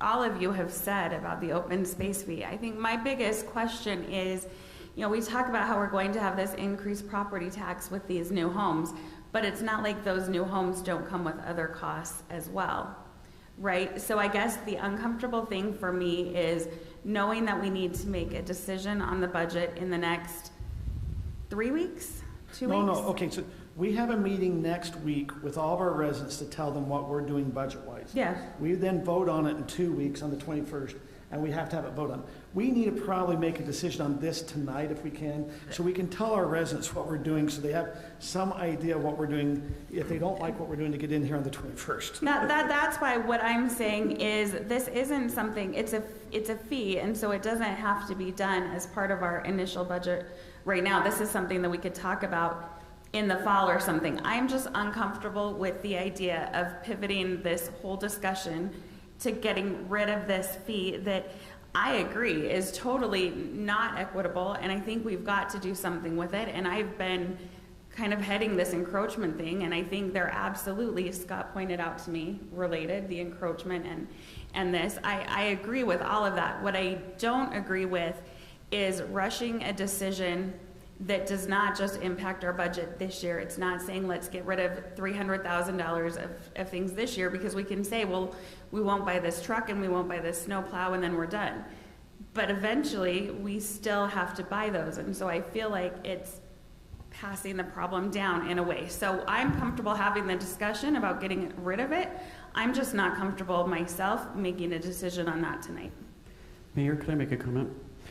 Staff, as we've reviewed this information and prepared it for you, we've taken great pains to separate open space from public safety, not trying to mingle those things. There are some considerations that I think overlap, and that's particular to what capacity the general fund has to absorb any decrease in revenue or any increase in expense. I think you'll find that telling. It was a great moment for me. So what you're suggesting, Tyler, is maybe we need to come back to this here after we go through the general fund, and then come back and say, because council, I do think we've been talking, we tell the residents we've been meeting and talking about this budget since March and April, but now when we get down here, we say, oh, we don't know if we have it. I'm just saying, I think we can go through our general fund. Can we come back to this and make a decision that we can then let our residents know what we're planning to do with the open space fee? Is that a good assumption? Yeah, or do you want to make a decision on it? Yeah, you know, my feeling is if not now, when? I've been on the council off and on during the last 12 years. We've talked about the open space fee for 12 years.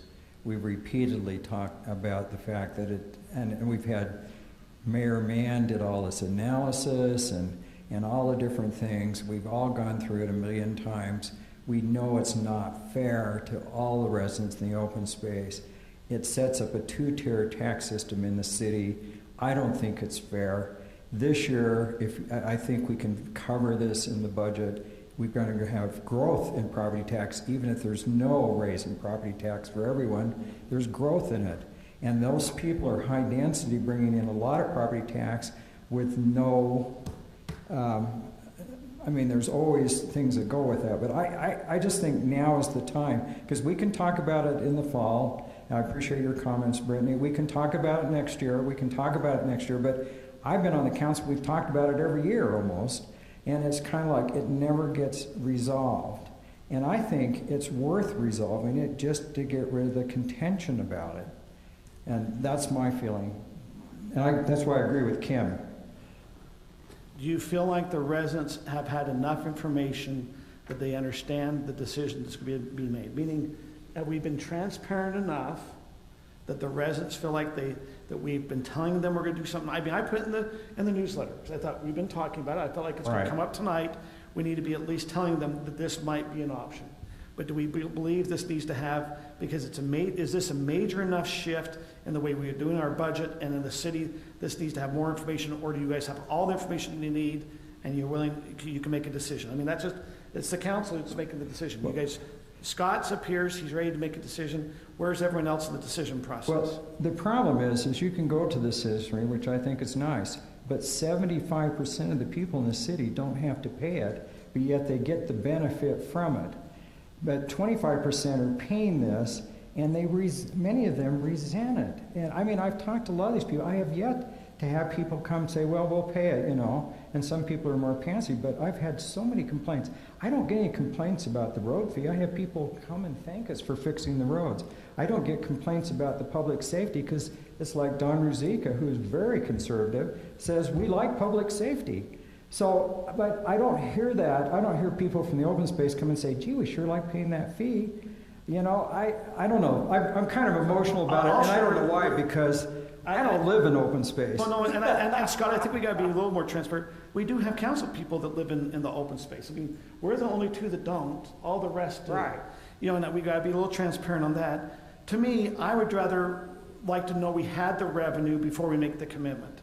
And that means probably we need to see where we're at, property tax really coming in. Now, I recognize that that's a pushing down, you know, the can down the road a little bit. You know, but if the council feels different, to me, I just want to see the money. I want that money, and I want to know it's there. Now, if we see it in the budget right now, you know, naturally, if you have the fees from the, here we have our builder's fee, but I don't think it's going to be the same next year. I think we're going to take, to be honest, what we're projecting, I'm going to be so conservative, I think we're going to have a bloodbath next year. I don't think we're going to see a lot of growth. Now, we might, Highland's different than maybe the rest of the thing. You might have still a couple permits, but the interest rates going up is going to slow everything down. It's just the feds are doing it. And you're valid there, Mayor, but at the same time, 2 years ago with COVID, it was gloom and doom. We're not going to get any property tax. We ended up having $500,000 more, which is twice what the open space fee is.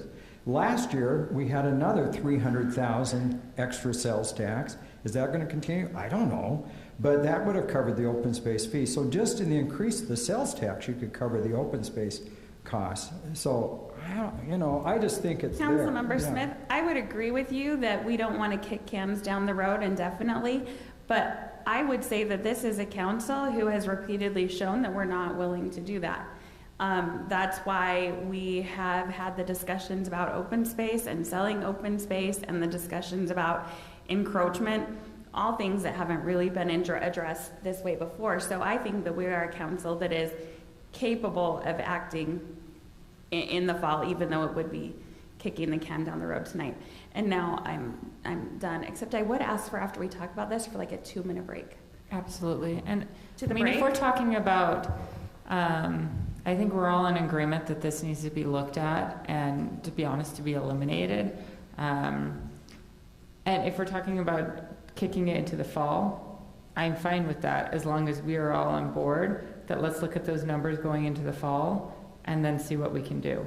I don't want this to be kicked down any further, but I want to know, like, Kurt, how far down, what type of numbers do you want to see to be able to be? I want to see January, and I want to see what our building permits are coming in. I want to see that we actually have buildings still going on. I want to see our sales tax. Right now, we're projecting our sales tax in our budget to increase 8.3% from, you know, we're coming from 3.3 million. We think we're going to go to 3.6, which is what. So if we see those numbers coming in January and we see that, yes, this is a projection that we are comfortable with eliminating that fee, would you be comfortable there? As long as I can see that we can cover this. Yeah. I call it I think and I'll be honest, I think it would be great to give the residents a little bit more information on what really is part of the open space fee. I think a lot of people think open space just really is parks.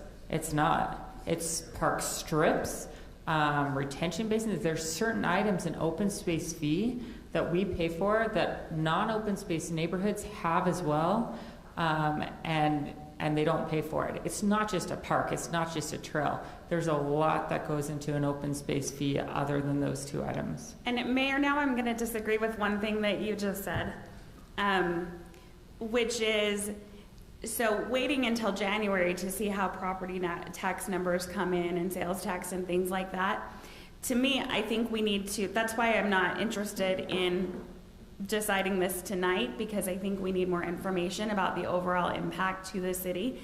But it's the same thing as, remember when you and I argued about the death penalty? Oh, no. Yeah. So, I mean, I'm just saying that I think that this is not something that I think we should say we should absolutely have an open space fee because we didn't raise enough sales tax this year, right? Like, I think this is foundational to the way that we fund and run our city. And so I think we need to do an analysis of what it's going to cost. But if it's the right thing to do, I don't think the decision should be based on what receipts come in January. So you're gonna, now, I'm gonna flip on you. If that's the case, just do it now. I mean, if no matter what, you're gonna do it in the fall, just pull the Band-Aid and get it done. I'd do it now. Yeah, but I don't. I'm just saying, if think- you're not waiting to see if you have the revenue, if you're not waiting to see if the number's there, and if it doesn't matter, so for the council, if it doesn't matter if the numbers are there, pull the Band-Aid and do it. But I don't think that that's what I'm saying. It's not that we don't want to see if the numbers are there. I think it's saying that I would like residents to understand what the impacts are going to be, and us have a discussion about what does this mean for what our different parks look like, and then what does this mean for an ongoing budget. So I'm not saying that those numbers don't matter. I'm just saying that I think we need time to get the information as far as how this would affect the lives of people who live in open space, how would it affect those I'm in agreement parks. with that, like a communication campaign, because I think there's a lot of misinformation about open space, what the fee covers, and then we can reanalyze, what this means for the parks and neighborhoods. But I think our end goal, we are all in the same boat of what we want our end goal to be. Well, and again, I hate to be Yeah. contentious in different things, but Scott, you're never going to convince most of the 75% of the people that don't pay it that it's a good deal. I feel like I've done it, though. I mean, I just talk to people. Are we okay to have a couple of the residents who are here, the couple share what their feelings might be, or? Because if you don't have to pay it, of course you don't. You think it's And to be honest, Boyd, you need to state if you're in open space or non-open space, because I do think there is some Yeah, feelings so that way. Boyd Draper, again, I appreciate Scott's comment. If you're listening to the residents, yeah, we have green space that we drive and we do all of that, but I'm telling you what, 75% of the residents, might be more than that, don't want it. I don't want it. Don't want what? The fee. You don't want the $5.25. What about if we found it in the budget to get rid of the $300,000? Well, the reason why, and I don't know, somebody said that property tax haven't been raised in Highland in a number It's of years. 2008. Well, I haven't think you've seen your tax bill. Now, maybe it isn't Highland, but we pay probably the highest property tax in the county. We don't. No. I'll We bet don't. you it's Okay, close. no, okay, but this is, okay. I know, I This is the understand that. confusion. But 75% of the residents, including me, we don't want to pay that fee. No, no one's going to want to play it, but we've got to talk a little bit about Boyd, because the problem is there's been no property tax increase that comes to Highland. Where your property tax is going is the school district, 72%. The county Yeah, takes and 9%. We don't need to get into all of Yeah, that. so we get 11.3% of the property tax. When I was first on the council 10 years ago, we got 16%. So we get less and less and less property tax. But Yeah. also one thing I want the council to remember, Councilman Ball, when you throw a fee for sewer and water, a fee for garbage, a fee for public safety, and now a fee for open space, you're probably now talking, I don't know, $600 per household per year. Try fixing some of these guys that live on a little old fixed income and see what they say about all of that. I'm on speed dial. Thank you. Is there anyone, because we are in a work session, you guys have come and are engaging, I think it's important. Please state your name, sir. I'm Brian Braithwaite.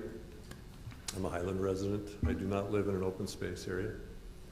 One of the things that the open space was developed on was the assumption that because the backyards of everybody was inside a park area or open space, that the property tax wouldn't be the same. So that's an assumption that was made. I don't believe that it's completely accurate. And so some of the assumptions that were made as we worked through it, we find out that they're not as accurate as we thought. Some of these parks in open space were expected to be a neighborhood park. We now allow reservation. That's not a problem, except that it encourages more people to use the park. And so it's being impacted more than what was expected. And so some of those original assumptions kind of make that whole idea needing some fix. So I agree that there needs to be an adjustment, and I think that an adjustment can be made immediately by taking every park that is currently available for reservation and immediately taking whatever the value of that property is and take that off of whatever the fee that's being paid and immediately be able to do that. I think that is fair and can be justified to residents. And the reason why I say it that way is because when you talk about, Councilman Smith, when you talked about the road fee, the reason why people like that is it's very transparent. They know that every dollar they're putting in, and you drive around the city and you see it being used. Right. When you And talk people about, thanked us. and when you talk about public safety, it's the same thing. You say, well, which police officer don't you want patrolling? It's a one-to-one correlation. It becomes very transparent. So it's hard to swallow that fee, but nobody's going to argue it because they feel like it's justified. And so when you talk about the fee for your water, well, do you not want water? Or do you want half the pressure? Or the sewer, you want to flush it half the time and the other half you get to keep for an extra day? I mean, we all see that as a fee that we have to take care of. There just really isn't an option. And when we're talking about this particular issue, there are some things that I believe it becomes easier to talk to residents about and justify, that we can immediately remove some of those costs and put it on the whole city, because it's now, we've identified that it's not what it was originally proposed as. But I say it that way because I don't see the justification for all of it, but at some point in time it becomes minutia, it becomes just noise, and then you do it just because it's not worth the noise. But there are some things you could do immediately, and I think you should find the money in the budget because it is a city-wide issue and it's a benefit, and it's not what we originally thought. And the statements about the property tax being paid by some of these smaller lots, I mean, I don't use the park near as much because I have an acre lot and I have a big backyard, but I use the trails a lot. But I can also reserve lots of parks that weren't originally set up that way. So I think that, you know, you really need to make sure that you have the money in the budget before you make that decision. And it feels like there's this feeling of we're just going to do it and then we're going to try to find the money, but I think you need to make sure that you have the money before you take that step. But I don't think you have to have as much money if you just make that immediate step and then talk about, you know, how to switch the rest of it at some later date next year when you have the revenue, or, you know, something like that. I think the difference between the toilet analogy and the open Don't go space with my toilet analogy is that once you flush, I think everybody can agree that it was flushed, right? Whereas one of the problems we have in open space is what is maintained and what is that supposed to look like? That has always been an argument, because when it first came out, it was stated that open space was supposed to be this natural look. And natural means no water, no additional water. When you don't put water on plants, they die, and in the spring they have lots of water, natural water, and they grow really big, and then everybody sees it as a fire hazard and all sorts of other things. And that was just, you can't see that on a piece of paper. And so when reality hit, that's a problem. And so there's this perception that there should be water, but there's no water ever allocated for any of the open space. But the problem with that, and I understand where you're coming from, and we've been on the council together, the problem is when people pay that extra $240 a year, it sets an expectation that it's going to be better maintained than it could be, and that's the problem. And it sets an expectation that their park is a neighborhood park and not a public park. I mean, we had an email this week from Wimbledon again, saying, gee, we pay this open space fee, why are you renting out our park? It's our neighborhood park. So I just think we need to eliminate the contention. It's been so much well, contention. That's what I say. There are some things that you can easily point at, and I think most residents would be able to see it and agree with it. Look, that park is not a regional. It's not a local park. We are intentionally pushing people to that park by reserving it, letting people reserve it. And people look at it and go, yeah, I see it, because they were intended for just a neighborhood park, and so they can see that kind of thing. And that's an easy one, in my opinion. I mean, relatively easy. It's never easy to go through some of this stuff. Thank you. I think one of the things Brian brought up, and Mr. Braithwaite, is transparency. If we feel like we're comfortable with the transparency to the residents, that they'll understand. To me, every time this open space has come up, if everyone remembers, he said, just please be transparent so everyone knows what we're doing, that and I think we've had, it's good discussion, just so the residents be aware. This did come up in February as in a work session, just briefly, but I don't know if the council feels that we need to have a lot more public input or involvement or just so they feel that this was transparent, but we need to I think we've talked enough about it. We need to make a decision which way the council would like to go here, if they'd like to have it part of the budget this year, if we're going to wait to have a conversation, and I think it'd be good to say when that conversation should happen or where we're at. I've said enough. I'd eliminate it now. And I think we have to be really careful to say we'll eliminate it, but we're going to charge everybody else $5. That's not going to fly. So your recommendation is just to go ahead and not do the 525? No, I would just absorb it in the budget because I think with the increase of property tax and the growth, it'll cover that $300,000. I mean, it was no problem last year to cover 3 times that. It's no problem tomorrow to vote for $250,000 to fix the debris pond when we're in a drought. We find the money to do other things, but we never find the money to resolve an ongoing sore in the city. So I don't know. Okay, council, we need everyone to kind of chime in what you feel like you'd like to do. Mayor Ostler, I mean, as Tyler said, we do have some analysis in relation to this whole discussion about ongoing revenue that I do think would be pertinent. I mean, it's tonight. I'm not saying kick the can down the road longer, but even tonight, maybe after the break that council member Bills. Why don't we go ahead and take a break, and then we're going to go back in. I think it'll be the general fund that we're going to be discussing. Is that right? Yep. Jump right into public safety. So let's go ahead right now. It is 8:52. If we come back at 9, is 8 minutes enough? Okay. Yeah. We'll come back at 9. Thank you.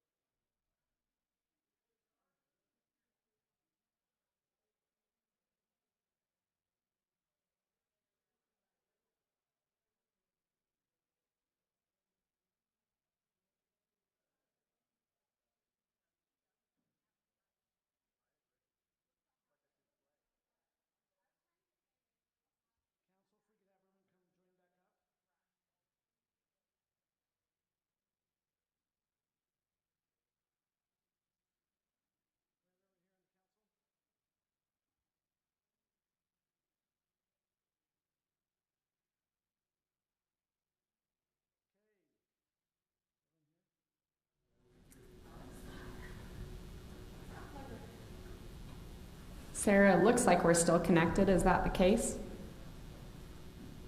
Yes, I'm here. Okay. Okay, it is 9:07 p.m. We're now, see if we can kind of keep moving. That was we are now going to turn some time over to Tyler to go through the public safety fee. Great. Thank you, Mayor. Aaron, do you mind helping me out here? Thank you. So, public safety fee, what should it be? There's a little poetry going on there. Is this rhetorical, or did you want me to answer? Hey, it's a rhyme. We do want an answer. It will. Let's wait till the end of the presentation to answer. Okay, well, I just see the question now. Thank you. Certainly, this topic, public safety, we're not discussing anything in a vacuum. We're very cognizant of other increases in utility rates that are possible, as well as the garbage fee, the garbage collection revenue that was discussed prior this evening. So certainly a number of variables. But as we talk through particularly the public safety fee and other considerations that you've discussed tonight, long-term sustainability is really the emphasis. So as staff has discussed, Nathan and I and Mayor on a number of occasions, here's some of the considerations and themes that we've drawn from. Number one, the budgeting philosophy. Here, as we met with department heads, was really focused on allowing room for public safety costs there that wages needed to increase. Many cases where increases could have been made or could have been requested. Fuel, of course, there's other items, but we felt that public safety was a higher priority. Going back in history here a number of years, the general fund absorbed the $600,000 approximate increase from public safety back here a decade ago. And I'll share some data with you here in just a bit that kind of articulates that. Since the public safety fee was instituted a number of years ago, it has not increased in spite of what we would consider regularly occurring increases, such as merit increases for staff and so on. But that's just 3 years. Right. Okay, it hasn't increased in the last 3 years. Correct. Then also looking at property and sales tax trends since 2010. For the last open house that we did here, we point out for a home that is valued at $1 million, and obviously there's fluctuation, Highland City receives approximately $600 per year for a home. So obviously if the home is worth more or less, that's going to change, but kind of put that in context. Now, since 2010, the average increase between property and sales tax is approximately $204,000. Each year? Okay. On average. Okay. Now, last year, in 2021, we saw $600,000 and change increase over the prior year, right? So if you have a $600,000 increase one year, that averages out to $200,000. There's got to be some other years, some leaner years. 2011, there was actually a decrease from 2010. It went down $13,000. In 2013, a $38,000 increase. In 2014, 15, 16, and 2019, each of those 4 years, the increase was $165,000, one of those, and then $150,000 or less in each of the other years. So, again, thinking of middle of the road, some years are going to be fatter, some years are going to be leaner, and making sure that we have a good plan moving forward. If The public safety fee or other revenue is not considered, revenue increase is not considered this year. The increases to public safety this year will absorb or consume all of our property and sales tax increase that's projected next year, as well as probably a couple of years in the future. And that would just be to cover this increase and minor salary increases moving forward for public safety. We are, of course, anybody that's reading the news, we're kind of at the summit of the cycle in the economy. And if the last 2 years are an extraordinary event, we need to plan accordingly. And that's also kind of highlighted in the building permit revenue, where that's at a peak. The Federal Reserve response there, the intent with interest rate increases, of course, is to stave off inflation and slow some of that down, but that will have an impact on the economy. And then finally, in recessionary or economic correction in the economy, of course, it's one thing to make adjustments and schedule adjustments with capital improvement, CIP, but operations and maintenance, which public safety, of course, is part of that, is very difficult to make significant adjustments there if we're looking for revenue or costs to offset revenue reductions. So here, as we consider public safety, kind of the balancing act. Public safety and its share of ongoing revenue in the general fund. For this slide and a couple other slides as we move forward, we're kind of considering a baseline, if you will. Okay, property tax and sales tax, and then there are a few other tax revenue sources that, as you look across other cities and here in Highland, these are very typical. There's, of course, other revenues that come into the general fund. Building revenue is one of those. Okay, garbage that we talked about tonight also goes into the general fund, but it's a pass-through and it doesn't subsidize any other activity there or expenses in the general fund. So when you consider these sources, and again, as you see here, the public safety fee for Highland is included in this consideration. So we've gathered all the tax plus the public safety fee since that was instituted. In the tentative budget for your fiscal year 23, the total of those sources indicated above is roughly $7.4 million. Public safety costs are 4.9. So what is left over to fund the rest of general fund operations outside of garbage and those other functions is roughly $2.5 million. Okay, Tyler. Yes. So in the budget, it says our general fund revenues are all the revenues, right? Or 13 million. So what happened to the other 6 million here? I'm just confused. Okay. You so just said we've only got 7.5 million, but in the budget, there's over 13 million. Right. And I understand what you're doing here is showing how much the public safety takes out of our general fund budget. But what happened to all the other millions? Am I making sense? Because when I look at the budget, I see 13 million revenue in the general fund. Yep. But you're just telling me there's 7.5. I don't get it.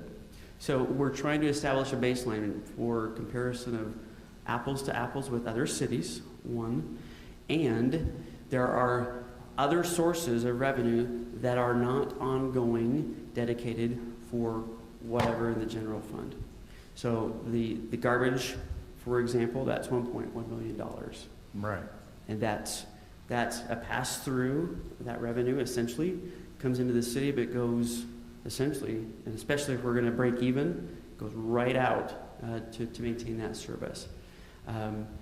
Building revenue is anticipated at $900,000. There's significant revenue, 1.1 million in ARPA funds that we'll receive. So right there, that's half of that 600. We could go through and identify each of those other areas that are not considered ongoing, but the purpose here is to identify which sources are ongoing, that are consistent with other cities as we compare apples to apples and so What you're saying, the 13 million has all the utilities in it. No, the 13 million has the ARPA funds, and the garbage fund is what you're saying, because utility funds are separate. That's what I thought. That was about 20 million. So we've, in previous years, our budget, if you remember, is between about 9 to 10 million in the general fund. And that has included the garbage as well, but not particularly ARPA funds. Correct. So the ARPA is kind of an outlier that we get for a couple of years, which is over $1 million a year from the ARPA. So I understand this better. Okay, I was just curious because... What you're saying is the 7.4 comes from what we collect from property tax, sales tax. On an ongoing basis. This is our ongoing revenue, our phone, utility, public safety fee. So this has the public safety fee in it. It does. Just not the increase that maybe is going to be talked about. Right Without here. public safety fee increase. Right. Yep, and I'll show you some other slides that do consider that. I appreciate your question. That's very critical to making sure we understand apples to apples. I had a lot of fun this weekend diving through budgets in other cities, and Aaron's joined me on that journey to an extent. Making sure that we're counting everyone as closely as we possibly can. So this is what the public safety would cost us this year. In fiscal year 2020. Nearly $5 million. Correct. Okay. That and you're was, saying that takes all of our ongoing funds except 2.5. Correct. Okay. Yep. So this is, this graph shows you percentage of total general fund. So the slide before was just those ongoing revenues. This is total general fund. Excuse me. This one is ongoing. I'm sorry. But you can see, and I'm going to come around. This is why I'm up here. You can see on this chart a very obvious distinction as you go through the years. Okay. Back in 2008, at that point, we were averaging about 47% public safety consumed of ongoing general fund revenue. Okay, and then recessions and everything hit, and lots of things in the intervening years. But we kind of started going up at that point, right? And if there were a trend line there, you'd see a significant increase to the point where if we do not increase, we do not include any increase for public safety on the revenue side, we'd be at 66%. So we'd be at 66%. For every dollar coming in, 66 cents would go to the public safety. Correct, of ongoing revenue. This is not what we're projecting. This is if we don't increase the public safety fee. That's correct. But we've been there before at 65% a couple of times. So we've been close to the same percentage. Right. So looking at the overall picture, right, are we comfortable, is the council comfortable with where we are now compared to 5, 10, 15, and 20 years ago? That's a policy decision for the council, certainly. Tyler, can you make sure you're speaking loudly into the mic? Thank you. Any questions about that graph? I guess I have a question for Councilmember Smith. Since you were there back in 2008, why is it that we had such a increase? I was alive in 2008, but I wasn't in the council then. I joined the council in 2010, But, so in 2010. It's just been so long. I know it's been so long. But in 2010, we had a really budget problem that year. And I remember we spent the final budget night, we were here till 2 o'clock in the morning. We went through every line of the budget and we cut part out. And we worked really hard with police and fire, and they cut their budgets. Did you notice an increase in public safety issues with that cut budget? You know, back in your day? There's been an ongoing problem that I think has been resolved in the fire department. Okay. I mean, the fire department right now, I think, is really well managed, but there were a lot of, and Councilman Braithwaite would remember this, there were a lot of issues in the fire department especially. The police department has been kind of steady over the years. I think their problems this year is recruiting issues, so it's a different thing. But we had no money back in 2010, so we really cut everything as tight as we could. And I think in the end we maybe just cut $250,000 out of the budget or less than that. But I mean, we fought over fertilizer for the law, I mean everything. So that's when I was there before. So the big spikes here, it's interesting when we instituted the public safety fee in 2019, that it still took more of our budget.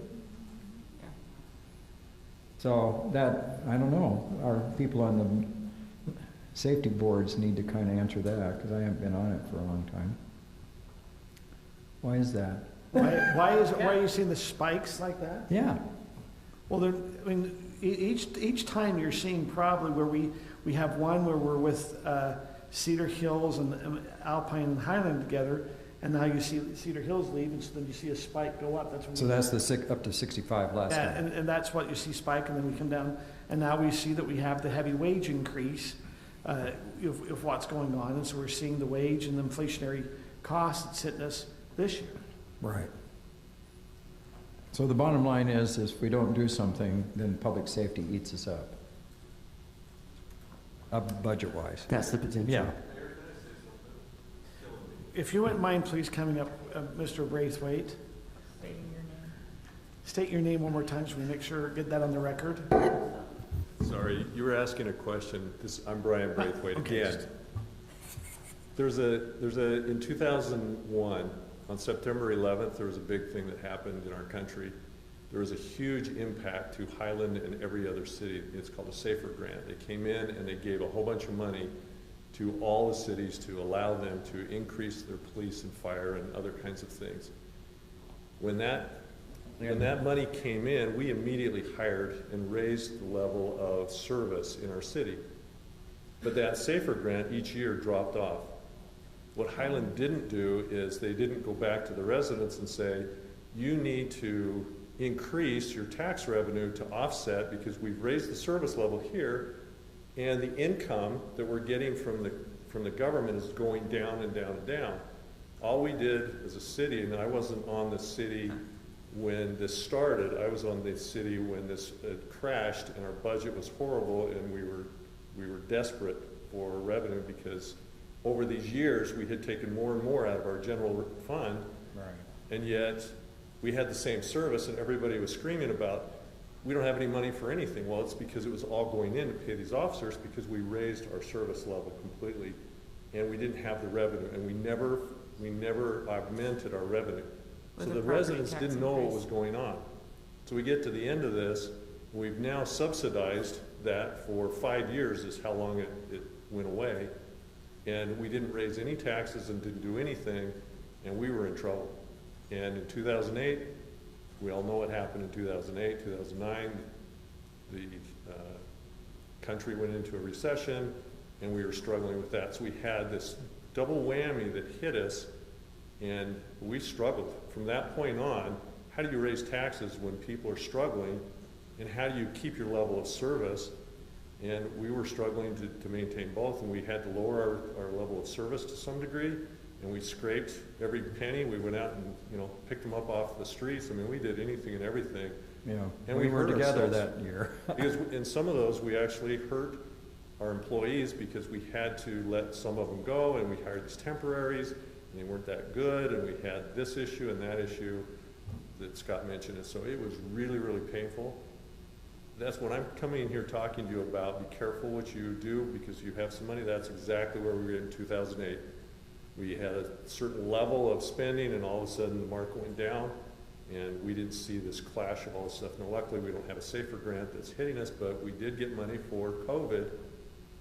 It's not as much as what this was, but please, you know, be careful because it may look sunny down the road, but there's storms coming. Don't know when. Does the SAFER grant not exist in any form anymore? I thought it was still around that you had, like, could apply for it again. Yeah, but you have to for then go these hire staffing that new funding officer. levels. Thanks. If you get the SAFER grant, you've got to hire that new officer. After the grant's over, you can let the Yeah. officer go. So it's the Yeah. And the gradual reduction that Mr. Braithwaite referred to is no longer. It's 3 years, I believe, and then and it's gone. See, one of the things, you know, Scott, you brought up about public safety, and let's be very transparent. When we have Cedar Hills, Alpine, and Highland together, we are staffing that we were supposed to be staffed at 12, you know, firemen. We're staffing about, you know, 9 firemen and 10 firemen. Right. We now are still staffing with just 2 cities, 8. 8. So our staffing levels, we are staffing for 8 firemen to be on. Now, because of vacations and the way they're timing, it's really only 7 are on. And we recognize that we probably have less than 10% of the time we have an overlap where we have 2 calls at the same time. But the Right. thought is I didn't want to be the heart attack that was the second call. Well, in 2017, when I ran last time, they actually were closing fire stations because they didn't have enough employees. So the service is much better. I think you have to look, this graph is a little bit deceiving too, because the public safety costs have basically gone up 16% over that period of time of 10 years. I mean, from 50 to 66%. But, you know, it's a hard thing because we want to be fully staffed. And, you know, I just like to see on a quarterly basis how many tickets are being issued by the police, then I'd be happier. And I've told them to sit outside your house as you speed to grab you to help augment. No, my wife and I drive all speed limits exactly perfect now because we have this red circle on the back of our car. We've already put a GPS on your car. Yeah, that's right. I want to remind us that the revenue we're considering here is ongoing revenue, right? The taxes, property sales tax, and a few others, and the public safety fee. So keep that in mind as we look at these next slides. This is simply the reiteration there. 47% here about a decade and a half ago. 66 is where we're headed if there's not an increase in... Make sure you're speaking in here so Sarah can hear it. Thank you. So the information that we've gathered here considers take your ongoing revenue for each city, then minus out the public safety costs. What is the amount that each city has then to operate the rest of its ongoing general fund operations? Okay. You see, of course, as you would expect, larger cities generally have more of that revenue left over. Draper there at 17 million, as well as Lehigh, American Fork at 8, and then on down. Comparing apples to apples, then we wanted to factor in population because $17,000 is a lot of money, but what does that mean per resident as you're moving forward?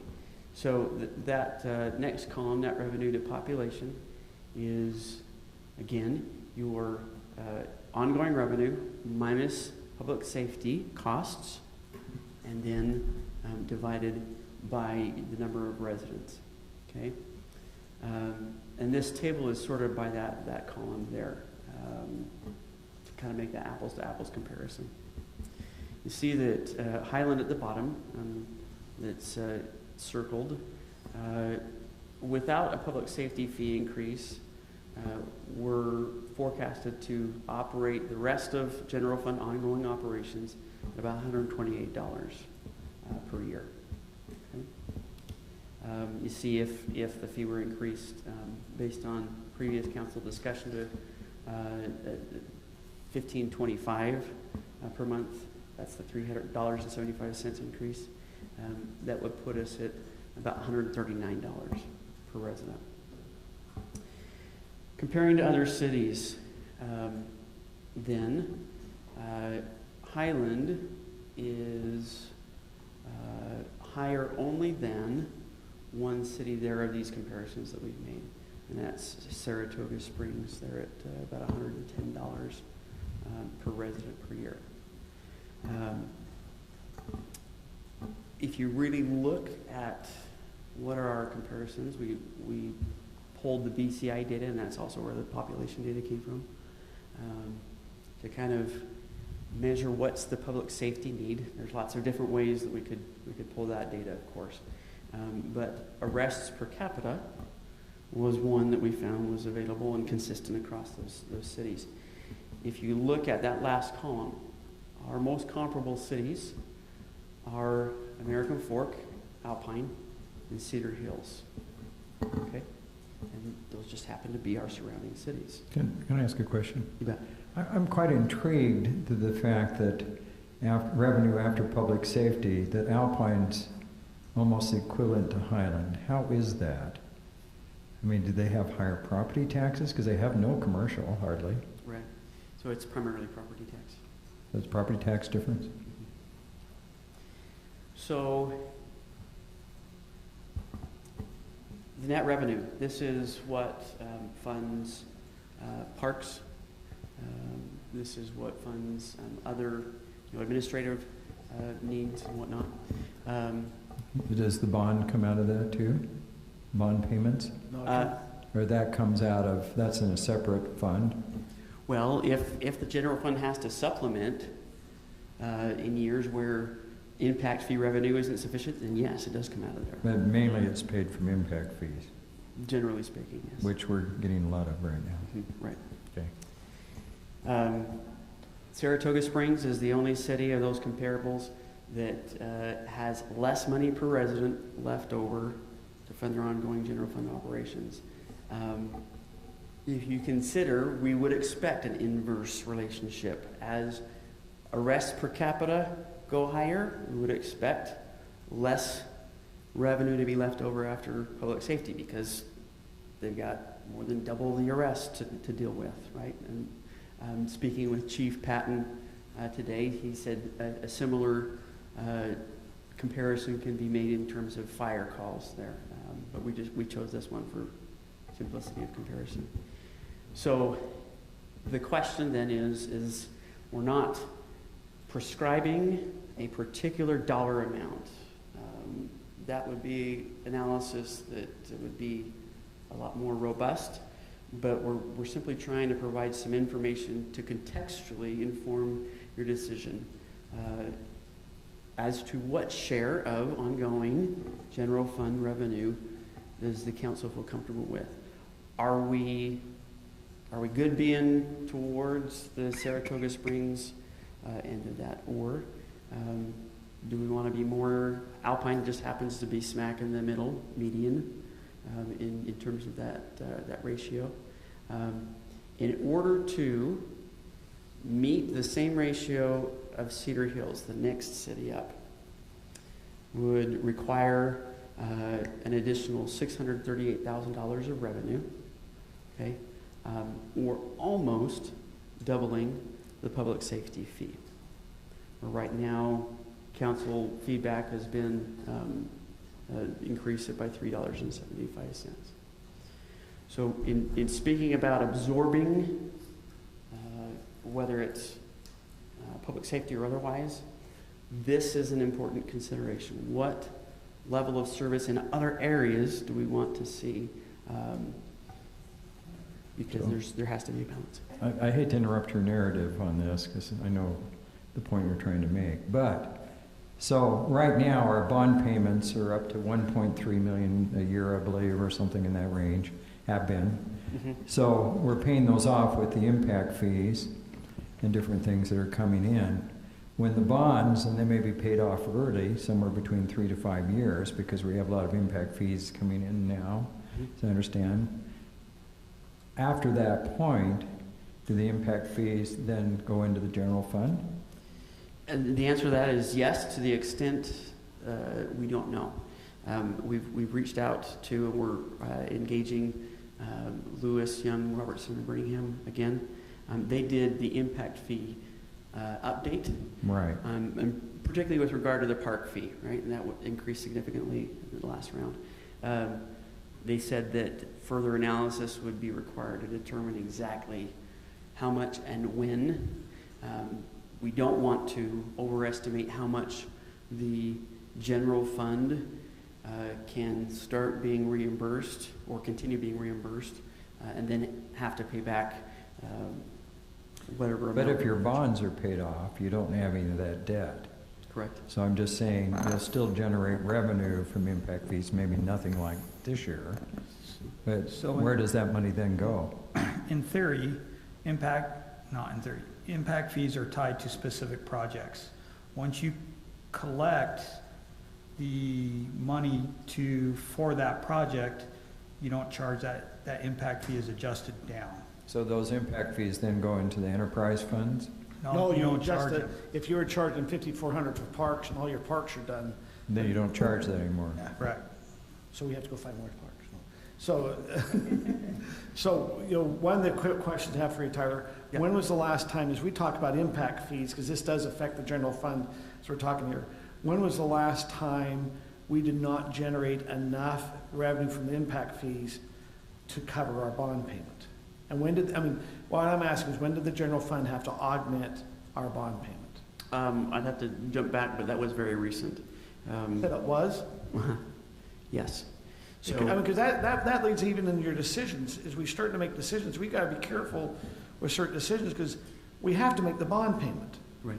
You know, and I'm just saying, it's great if we have growth, but if it slows down, then we have a problem in our general fund, because then we have to pull the money out of the general fund, or if we have some reserves or wherever it might be, we're trying to make that bond payment. Now, we have also, just on the bond payments, we have a balloon at the end, and I believe don't we have like a big balloon at the end, and we're making sure we're putting that money away, that we don't get bit for that balloon, right? That's correct. Say that one more time really loud. That is correct. You don't want to pop the balloon. But at the same time, the revenue he's presenting that are kind of the main sources for the general fund, we don't have, referring back to a previous topic tonight, the open space fee is not in there. And the fee that we're doing over $1 million a year, which will increase with growth for the roads. I mean, there's a lot of fees that are in that 13 million that we're not including in this. And you're just talking about ongoing kind of steady revenue, but you know, unless the road fee goes away with the court decision or whatever, Well, I mean, the road that's fee, going to be here for also another has a sunset clause. 7 years. Well, yeah, it sunsets at 11 years. And the road fee does not go to the general fund. But it's a separate fund, but it's still revenue and generating in the city. I mean, the open space fee, is the open space fee in a separate fund now? It is. So Okay. some of these cities, like if you look probably at American Fork, they don't have a road fee. They probably have a B&C money they're getting from gas tax, and then they might augment from their general fund Right. over the roads. But, I mean, some of this is a little deceiving, because I understand what the narrative is here and different things, but like, to say Lehigh has $17 million after they pay per public safety, when their budget's well over close to $300 million. Yeah. You know, I think it's a little bit, you know. Lehigh and everyone else included, when we did this comparison, these are the only sources of revenue that we looked at. So road fees, road taxes were not included. Okay, let's keep moving on, though. I mean, we're Yeah. Any other questions before we move off of this slide? Okay. So again, not a golden ratio, not a golden number, but just context in making your decision. So scenarios that have been provided there with council direction here we've discussed in the past, we'll kind of highlight three. One, if there is no increase to the public safety fee, that commits all of our projected tax revenue increase to public safety in fiscal year 23 and likely for 1 to 3 years moving forward. okay. So that one. So if we don't increase it, do we have any extra left money in the after we do all of our expenses in the general fund? What's the net bottom line that would be left, even if we fund the general fund public safety? If we fund public safety and include all the other expenses Now, you're talking all of the other expenses where we're going to do in our general fund, we're also going buying skid steers. I mean, you went and chucked everything at it. Right. Okay. If we did not increase the public safety fee, the net revenue would be $300,000 approximately. That is all one-time revenue.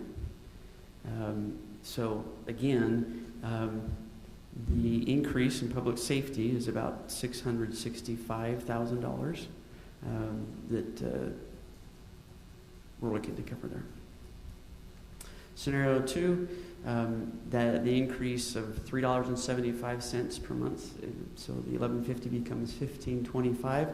That means that the projected tax revenue increase, as well as the public safety fee increase, covers all but $100,000 roughly. $100,000 is a little more manageable there. Plus all those all the skid steers, general plan, updating the electronics here and all that. So it has all those, I mean, it has kind of full blow on it. Okay. Correct. Third scenario, increasing the public safety fee from $11.50 to $23 per month, doubling that, means that the public safety fee covers the entire cost increase. And how much extra do we have in our general fund? If we do that,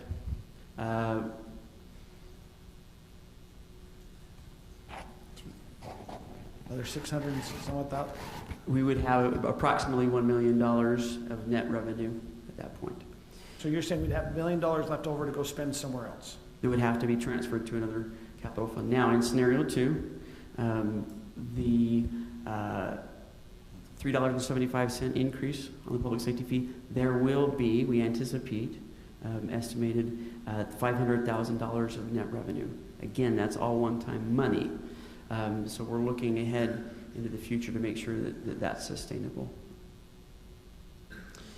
Any thoughts or questions on? Yes, okay, if we increase $3.75, I had down that gives us an extra $212,000. And so I'm just saying, so if we come where scenario 1, we don't increase it at all, we still have $300,000 left over from the general fund. We increase it $3.75, then we're going to have about $512,000 left over. And then if you go down to 23, I mean, like you said, you're going to have a lot of money. It's just it's money that's not allocated in the general fund. However, you've juiced. I'm just call it juice because you've put a lot of forecasting of revenue from our building permits. Correct? Correct.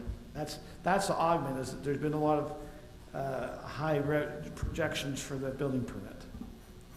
Okay. So what if we compromise between the 15.25 and the 23 and went to 17 or 18? Have you ever looked at that scenario? Because we've always looked at this small scenario and then the huge scenario and then the other. Yeah. What would like a $17 or $18? Well, I just want to go back to that. When you're talking about that, Scott, going back to when we were saying, what's your slide before this, what Cedar Hills is at and Alpine is at. Sorry about that. Where's Cedar Hills at? 160 net revenue to population right there. So if we're doing that scenario, then what would our fee be? Our fee would be $23. But let me ask you, why do we really care what other cities do? We're running this city. We know what the expenses are. We should be functioning with the city the best. We don't know what all their other, I mean, we really don't understand all their other budgets like we understand ours. And that's the only concern I have is we could go and say, oh, Alpines do this. We don't really understand their budget. We don't understand if there's some transfers in there. I mean, does that make sense? Yeah, I don't understand how Alpine does it. So that's kind of interesting. Yeah. So it's interesting information, but I think the mayor's 100% right. Yeah. Okay, so go back to your, go forward to your slides now. I just want to make sure I get this. Okay, so for the public, what is the total increase that we need? The 600, what was it, 600 what? 665. 65. The public safety cost increase? Yeah. Is 665. 665. We increased $375 a month to $1525, and that covers $565. Let me help you there. $1.75 increase in any citywide fee generates approximately $100,000. So 665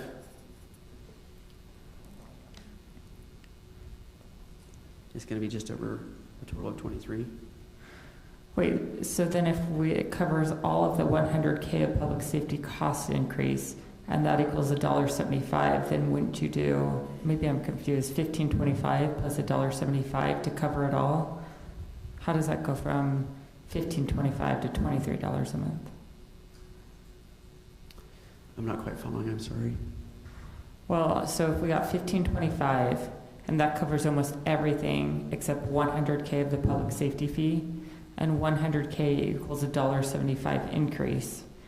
So if you want to cover all of the public safety increase, wouldn't it be the $15.25 plus $1.75? But it takes all the rest of our revenue. Right. Okay. Yeah. So scenario 2, exactly. It takes all the rest of our projected increased revenue, which we see in the budget. You're We're adding that oftentimes into it. pretty conservative with that. But So yeah. let's go with what we need. I'm just, what do we need to function for the city? I understand, do we need to increase the public safety fee to function the general fund? That to me needs to be the decision, not always what the fee is. What is it we really need to operate the city? If we need to have more money to operate it, then we know that we're taking away from public safety. I mean, because we have increases coming in from property tax, you know, it looks like it's going up about $100,000 a year with growth. Sales tax, we're estimating about $300,000 a year. I mean, so some of that's catching there, but as we know, 66%, or even if it be 60% of that public of the sales tax, the property tax of the past, has went towards public safety. The question is, should we have all of it go towards public safety, or should any portion of sales tax or public property tax increase that we're seeing go to public safety? I'm going to say yes. I think that's what our taxes are for. Does that make sense? Mm-hmm. So I think the question is now, once again, Tyler, we do not increase anything. We had a sheet that had all these little extra expenses. We have $300,000 left over in the general fund that's not accounted for if we don't do the increase, right? Right.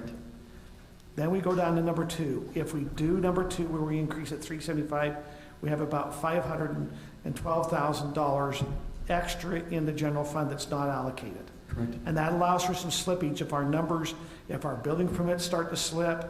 It gives, I mean, because our problem is we projected some higher numbers that if the economy starts to shift, that's where our concern is. I mean, that's your problem is if we don't do an increase and we keep seeing the inflationary things, we get eaten alive. Or if it also goes down, we start getting eaten alive. Does that make sense? Also, sales tax starts to go down, we don't have the building permits, it goes the other way. Right. So that's the question to me, what do we need to do fee-wise? Do you want to do the full 23 that covers all of the increase for public safety, or do you want to do a percentage? Scott said 17. Is that the number? Is it 15.25? What's the number? Tyler, for perspective, it's the other fees all added up together that we already would be increasing are $23? $16.01 plus 3 cents.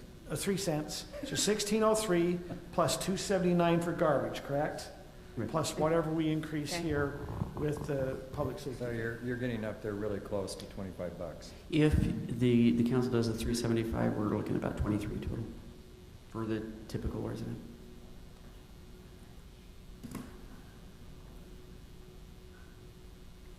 Or increase to $276 per household. To put it in perspective, I have just one comment. I think we need to think about what we need to do in the general fund to take shrubs and things that have been on the back burner. Just this past week, we've gotten some emails again about the trail and the open spaces, another topic, but and maintenance of those. I think we need to leave in the general fund enough money to be able to address that. We've tried to a lot of residents, they're going to address that. So I don't want that to be sacrificed. And so I think we need to do enough in the public safety, increase it enough to cover as much as possible. I mean, that percentage is bad for the other things in the general fund.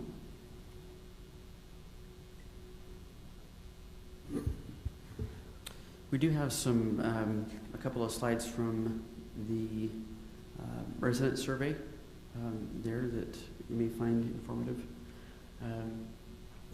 Erin, you mind chiming in? Absolutely. So, Mayor and Council, we asked a couple of questions about what would be your support level to raise taxes and fees for different categories. So for this one, it's just what percent of people either would strongly agree or let's see, excuse me, probably or definitely support the city raising property taxes for each of the following categories. Public safety fee turned out to be the highest, so 66% of respondents said that they would probably or definitely support the city raising property taxes for the purpose of recruitment and retention, in public safety. The next highest, actually this was a different one we added this year, was keeping up with inflation in general city costs. And actually I was surprised, while it barely breaks 50%, I was surprised at how high that was. But because we're talking about public safety, I'll focus on that. Moving on, we asked the question, okay, so not property taxes, thinking about the public safety fee. Again, would you support the city to raise the public safety fee for recruitment and retention? And 65% of people said that they would probably or definitely support that. So there does seem to be an understanding amongst the general public and a willingness to support an increase for public safety. Thanks. Any questions about the resident feedback? Great. So, back to where we began. What should it be? This is a question of what level of funding should be forecasted in the budget and adopted here in 2 weeks on the 21st. Can I ask a quick question? Yeah. So when I get my city bill, I just got it, it was $108 and something.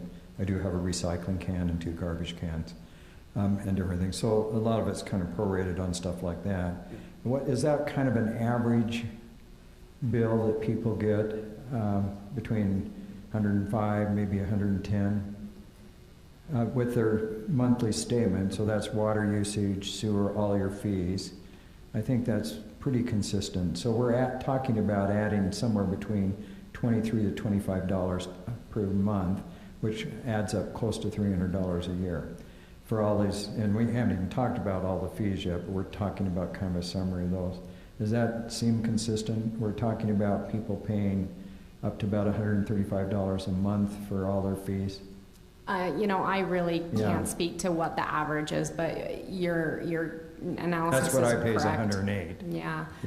That's actually something we're preparing for next week, is kind of what the average, what other cities and what our average bill is. Well, there's other people on the council. What are you all? I'm paying about $140. You pay $140? Are you using a lot of water? Do you live on a larger lot? Oh, you know what? Ostler? I'm sorry. You pay pressurized irrigation fee. I don't pay that because we have our own system. Oh, yeah. So I was going to say yours seemed a little low. So. Yeah, it's because I don't pay the pressurized irrigation fee because we have our separate. I pay that separate. Right.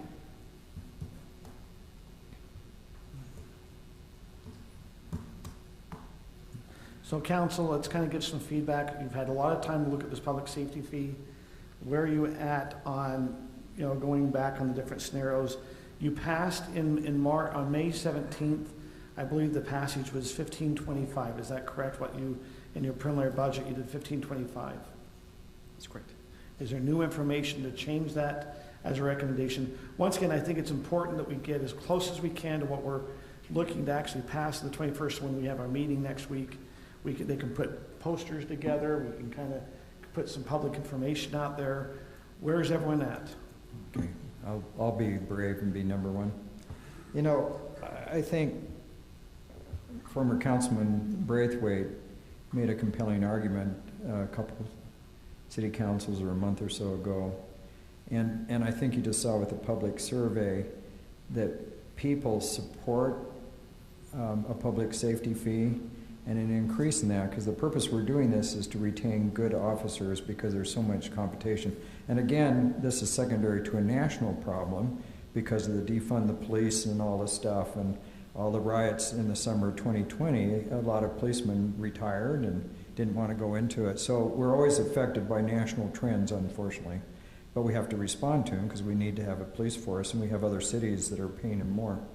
So I think as much of this increase as we can should go in the public safety fee, because what we have here is a hybrid where we're taking as much as we can out of other funds to pay an increase for public safety when it should really probably come out of the fee. Now, I don't support a $23 public safety fee, and hopefully we don't know what's going to happen to all these other fees anyway after the Supreme Court rules, but I could go for maybe a 17, kind of a compromise or something, and take as much as we can out of the fee. That's another $1.75, which generates another $100,000. And one thing we have to remember, yeah, there are more expenses, but we're going to have 8 kind of full-time, as I understand, firemen, and is it 14 police officers? Am I remembering correctly? But 22, but 14 active. I don't know. But we do have growth in the city, and all those people that are coming in would be going to pay the public safety fee too. So with the growth, it generates some for the public safety, and I don't see that factored in yet because we don't know when they'll start paying. But there's 12 families that have moved in the Ridgeview at least, and they should be paying the public safety fee immediately. So I would support maybe a $17 and 18. I think it still keeps the increase of all the fees under 25, because unfortunately we're going to have to increase the garbage, we're going to have to increase culinary water if we're going to have that pump working, and a lot of things. That's where I'm at. Anyone else want to chime in on this? I wanted to know what you're calculating about. Okay, I'll tell you what I'm calculating. I'm looking at the increase in our sales tax. It's $300,000. Property tax increase $100,000. I'm looking at what you had up there. You had your phone utility fees and all that. And I said, okay, I'm going to take 60% of whatever those increases are. Whatever our utility tax, our phone tax, whatever all those were, I'm going to say 60% should go towards public safety. Does that make sense? And then the rest, and that comes to support what Scott's kind of saying about $17. Okay. I'm on board with that because that puts us at about a $25 a month increase, which is about $300 a year. I'm fine with that also. I can support that. I agree. Okay. Just one caveat. I know we've discussed this in the past, but I want to make sure there's provision for those on fixed incomes, similar to what the county does. So share with me what the county does. They make accommodations for those on fixed income in terms of these types of fees. So they lock the fee in if they have a fixed income? I'm not exactly sure what their plan is, but I think we do need to make some accommodation, because I think the gentleman and the lady that made the comments earlier, I think that's a very valid point. And I think if you're on a fixed income and your overall fees, $20, $5 here, $10 there, and it adds up to several $100s a year, that's potentially a budget buster for some people. So I think we need to discuss that in the future, and I want to make sure that we do that if you are in agreement. I support that. By way of... Because those are our most valued citizens, option. and we need to make sure that there's accommodations. We actually did that for the veterans back 10 years ago, where we had accommodation on some things. I don't think a lot of people took that, but at the same time, there is kind of a precedent. There also 20 years ago, Operation Desert Storm was done here in Highland. We looked at cities around with regard to relief programs. American Fork has a program that they provide a 10% discount if residents meet the circuit breaker threshold on that, but certainly. And so what would it be? I mean, we don't have anything we can do with property tax. But it would be something, they could go to the county and apply for the property tax or something. But what we're talking about is if we have a public safety fee or some other things that way. They could come in and submit to try to get a 10% discount or something that way. I think I could definitely support How that. difficult would that be to administer? Because if you're looking at something like veteran status, that's pretty easy to administer, but when you're looking at something like income, I worked at the Department of Workforce Services for years administering benefits. Like how difficult is that to administer on a city level, Nathan? Don't you just have to show income tax? Or? Yes. That all you Yeah. need? Because there's that poverty level. Yeah, then I That tells you think that's a where great you're- idea, Tim. And we've had discussions.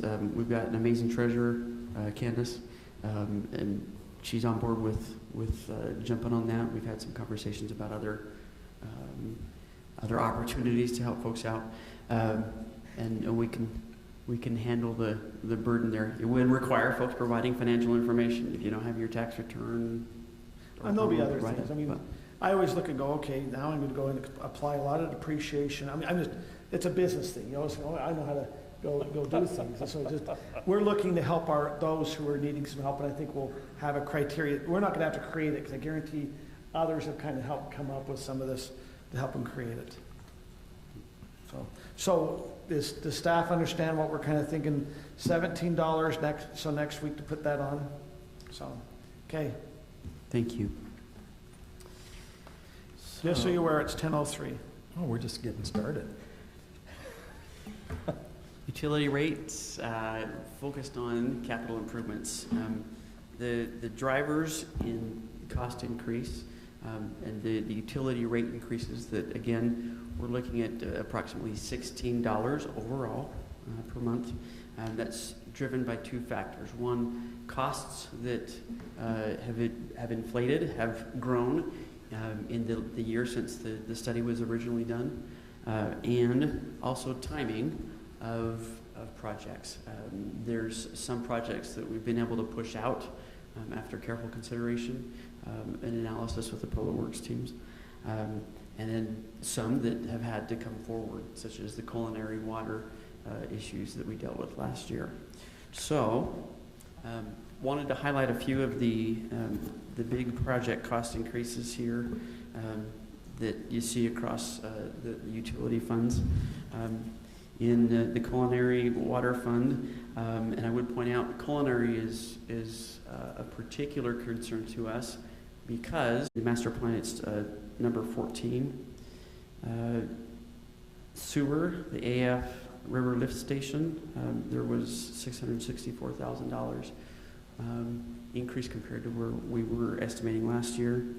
A vac truck also a few years out. And storm sewer, as you look at that particular fund, most of the projects that are now there are ones that have been identified since the project, or excuse me, since the analysis was done last year. So a little over $700,000 in increases over the next 5 years that are projected there. And I believe at the May 17th meeting, Councilmember Smith asked about, can any of these projects possibly be pushed or postponed, specifically your wells or any of those things. What did the staff find out about that? That's great, and Andy's ready to jump on now, talking about the schedule. So, can we go back to this? Sorry. So I think it's really important if we look at these particular projects. Well 4 is one we need to continue and stay the course with. Now that's one where we drilled the well and we spent $1.5 million, and right now we have what is a very optimistic outlook, but we have no ability to produce from it. And so we've got to finish that to be able to have that redundancy in our system. Now, if we are able to get well 4 finished, because that's a much higher capacity well, we could probably push off improvements to well 5. Those could push down the road a little ways. What we'd have to realize is that if we do have to use that for culinary, we would have some air in our water. We might have some complaints, but we wouldn't have danger. We would just have complaints and concerns from the citizen. But the thinking being that if we were able to get the well house and everything completed for well 4, that the likelihood of needing well 5 would be limited. So 2 and 3 are doing fine, is that correct? Yeah, 1, 2, and 3 And one we refurbished. One we refurbished, two and three appeared to be And so doable. this would give us 4 of the 5 wells, but Yeah. 5 could still be used, it just put air bubbles. Right. And so 5, we would be okay to push that off a while, you know, if we could finish 4. That's one project that we could postpone. Now the pressurized irrigation, that project 4, that's one we've already, or 14, sorry, that's one we've already awarded. That's the Murdoch pump station, that can't be pushed. We really don't feel like we can push our second source from the Murdoch, which is our 6,000 West pump station. The only thing that we could probably push if we got the 6,000 West pump station would be the expansion of the reservoir at the mouth of the canyon. We could maybe push that a little bit, you know, but we need that extra source capacity from the Murdoch because we're losing some of the capacity we've had in the Central Utah pipelines with Alpine, and Alpine's starting to use their capacity, where we've always been able to more or less borrow their But that's capacity. partly built, right? They're over there building it now? The Murdoch pump station? Yeah. Yeah, that one's being built right now. So the other one that we need to build is the one out on 6,000 West. So we bought that property just on the south side of the canal, right at 6,000 West. That's the next one we need to build on the Murdoch system. And we need to get that one as soon as possible. But another big project that we have scheduled in pressurized irrigation is the upper pond expansion. Now that does help us, you know, regulate our peak flows. But right now we're looking at it that's more critical that we be able to just get the outside water into our system. You know, and that's where we're looking at that, saying, well, that's probably a project that we could push a little bit. As we look towards sewer, the lift station replacement, that's already been awarded. That's going. That's, you know, we have to fund that. We do have some work scheduled on 10480 North. That would be a project that would be following the Country Club project a couple of years. That could be pushed out if we needed. You know, so, but right now it's scheduled in 25 and 27, so it's already pushed out quite a ways. You know, right now the outlook is we could probably make it through a couple more years there. You know, if that helped to elongate things a little bit. You know, on the storm drain side, there's probably not a lot of room to push a lot of those projects. Those projects are projects that have, you know, come to light over the last year, and they're ones that we do need to pursue. And Can you give us an example? I think storm drains are always kind of a little murky for most people. They don't really understand what they are. Sure. I mean, yeah. is that like detention and retention ponds and the Well, a lot of this gutters is like, and yeah, and these are, you know, sumps where we need some additional sumps where we identified locations where we have drainage problems. So one of those is, you know, we've got some drainage problems down at the bottom end of 5600 West, about, you know, 1030 North, or 10030 North. You know, we've got some improvements that we need to do on 9600 North and 6530 West. We've got the culvert that actually comes under 118th South, 11800, sorry, is at Broadleaf. We discovered through the project that it's, you know, it's starting to lose the bottom of that culvert, so we need to line that. And then we've got some areas in Wimbledon where we've discovered they've got some ponding. We need to add some additional sumps. So these are kind of a smattering around the city where it's like, you know, we've got a little bit here, a little bit here, a little bit here. None of those storm drain ones are like, you know, if we you know, push this project out, it makes all the difference, if that makes sense. Some of these others are a little easier to grab onto and say, oh, look, there's a large project. It's $1 million. We can push that down the way. The storm drains are kind of, you know, $100,000 here, $100,000 here. type of ones. Not that those don't add up, but they're kind of collectively needs that, that we need to address, or we know we have some problem areas. So hopefully that helps with a few major projects. What I heard from you is we could possibly work with number 5, well replacement 5. Yeah, well 5. As long as number 4 is on. As long as we stay with number 4, we can work with number 5. Now, the one caveat would be we did submit a grant application for some help with number 5. We also submitted a grant application for help with number 4, but we won't know the answers to those before the budget's done. And so, but if we did get that grant application for help with number 5, then obviously that might change our mind, right? But at that point, we would think that we'd have some help on number 4 too. So that might be able to fund that.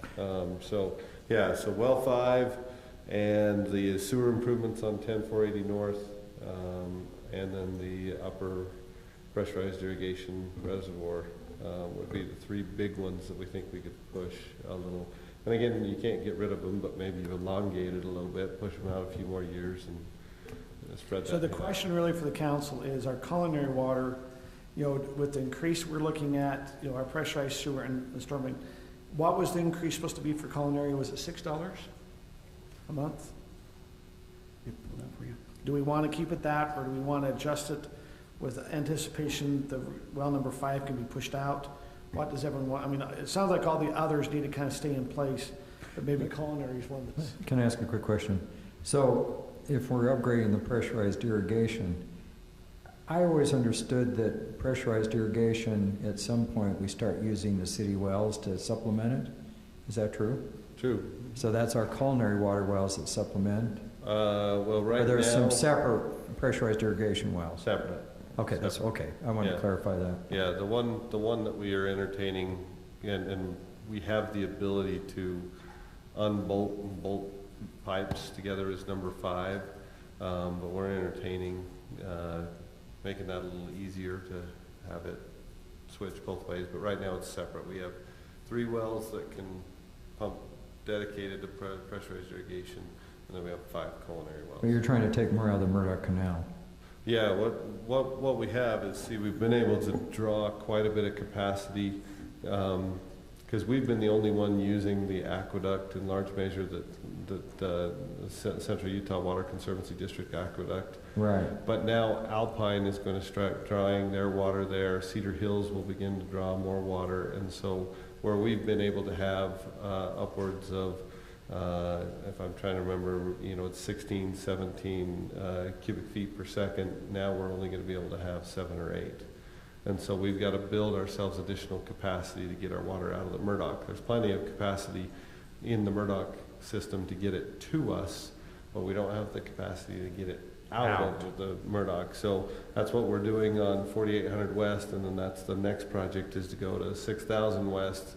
Same way, build us a turnout to get it out of the Murdoch system so we can replace that capacity. So I think that's pretty important. No, it's very important. That one can't wait. Those ones can't wait.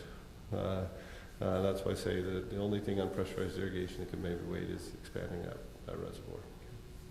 Council, what we'd like to do, these are all of our utility fees. Well, can we just review which increase per fee, or which increase per culinary? The culinary base rate for residential customers is currently 1503. It's always some kind of 1591. 1591. Okay. And what's the suggested increase? To 2307. So it would be roughly $7.16.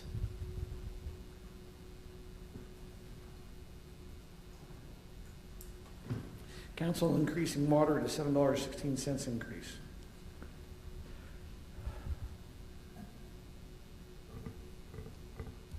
In the past, when we increased culinary a couple years ago emergently, it seemed like we were still in kind of the mid-range with other cities around here, mid to low range. But we really. Traditionally, our water's been we've been always cheaper in our culinary. Right. The thing is if you spent $1.5 million to drill a well, but you don't have the capacity to pump the water, it's kind of what. Yep. So there's a thought to go ahead and raise it $7.16 to $23.07. I feel like you have to for water. Okay. Is everyone else in agreement on that? Yeah. Pressurized irrigation, what are we increasing the PI recommended increase? It is.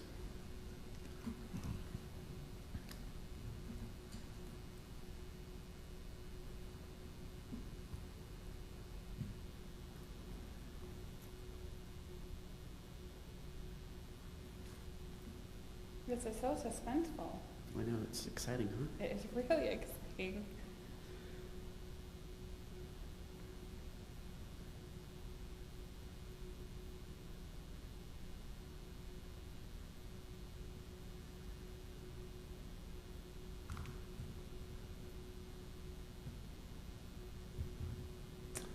Okay, base fee is currently $20.12, increasing to $24.14. Can I ask a couple questions about pressurized irrigation? Are we still paying the Provo River water users money every year to kind of pay for the extra water shares that were saved when they piped the canal 10 years ago? Yes. Okay. And does that go on for eternity? No, I believe the term is 20 years. I have to double check, but. Because we're 10 years out on it at least, because that was in 2011. That's about right. And yes, 10 years because we looked and there was a shift in the fee, so you're spot on 10 years. Okay. So we've done it 10 years. So we've also paid off the bond. Correct. In the pressurized irrigation. In this fiscal year, yes. And so is that reflected in the fact that we don't have to increase it as much? Correct. Okay. Debt service is a major component of that analysis.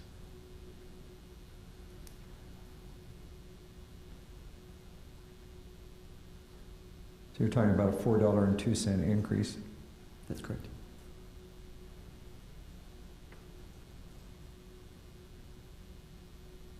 Some pressurized irrigation. Any concern with the recommendation of increasing it $4.02? I don't have a concern. These are all what it costs. We're not making. This isn't a profit thing. Anyone else? Any input? I'm fine with it. Scott, you okay? Well, I'm never okay on raising stuff, but I think we've got to cover costs. I mean, we've got to be able to pump water out of the Murdoch Canal. And we need to get our fair water share out of that, so. Okay. Well, unless there is any water, yeah. I think we've got the answer on that one. Sewer, same thing. Sewer, $5.11 currently. It's currently $5.11. Correct. Okay, what are you recommending that goes to? $7.15, an increase of $2.04. $2.04. But that's different than the Timpanogos district fee that we pay. Are they going up too? I believe so. Is that the item tomorrow? Okay, I'm not thinking of the right one. Do you have any idea what they might increase? Because most of the sewer fee goes to the Timpanogos Service District, doesn't it? The $32.77 is allocated specific to TSSD. And that's, in this projection, it remains constant. So I'd have to look and see if there's any increase that's anticipated there. So, Andy, this increase of $2.04 for every homeowner for sewer, is that to help us finish some of these projects? Necessary ones like the country club and... Yeah, that's the basically all of these cost increases are just reflective of the increased costs that we've seen. But the new developments generate impact fees that pay for their sewer. Generate impact fees to help pay for their portions. but then we have to have fees afterwards to maintain it, Yes. right? Yes, and to cover the city portion of it. Not all projects are just all development. So sometimes you'll have, like the Pheasant Hollow lift station, you have a portion of that is to serve existing residents. So we have a portion of the fees that'll cover that. The impact fees will cover the new growth. But fortunately, we struck water there. Okay. So the total fee is how much again? $7.15 for the sewer, But just it's a raise of $2.04 $2 per month. Yeah. Storm, Storm, 697 currently, 976 is the recommended rate, base rate. So that would be an increase of $2.71.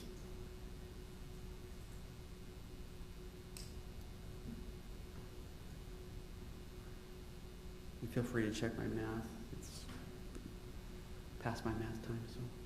So I get to $21.42 total increase per month, even with the 5, with the higher. Am I leaving that out?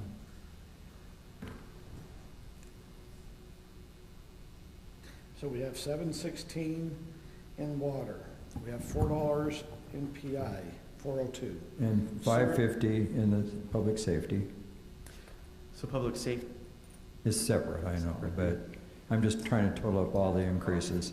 And the garbage, so we're getting 279, 24, 22. That's what I came up with, 24, what? 22. 22. Or an increase of $290.64 per household.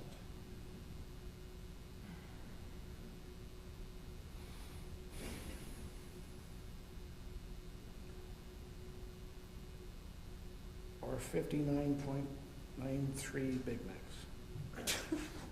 FYI. I do it with candy bars.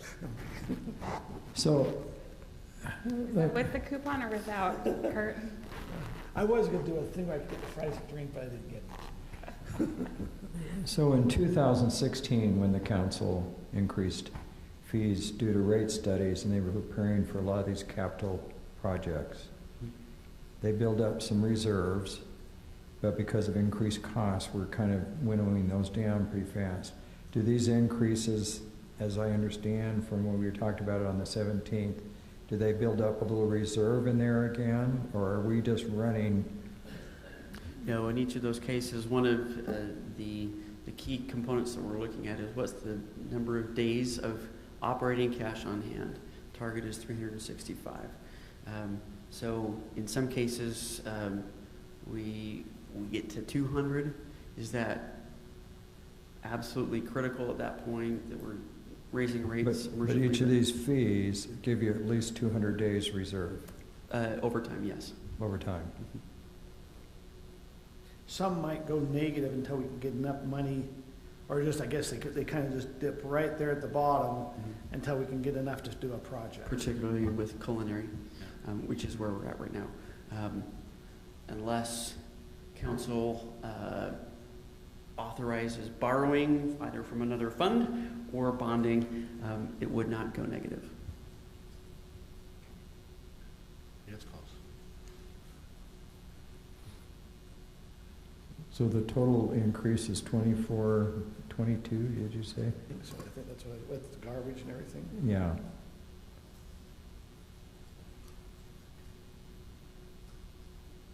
That's what I have done. And that's where you get the 290. But we're also going to maybe implement things to help people that are on really tight fixed income.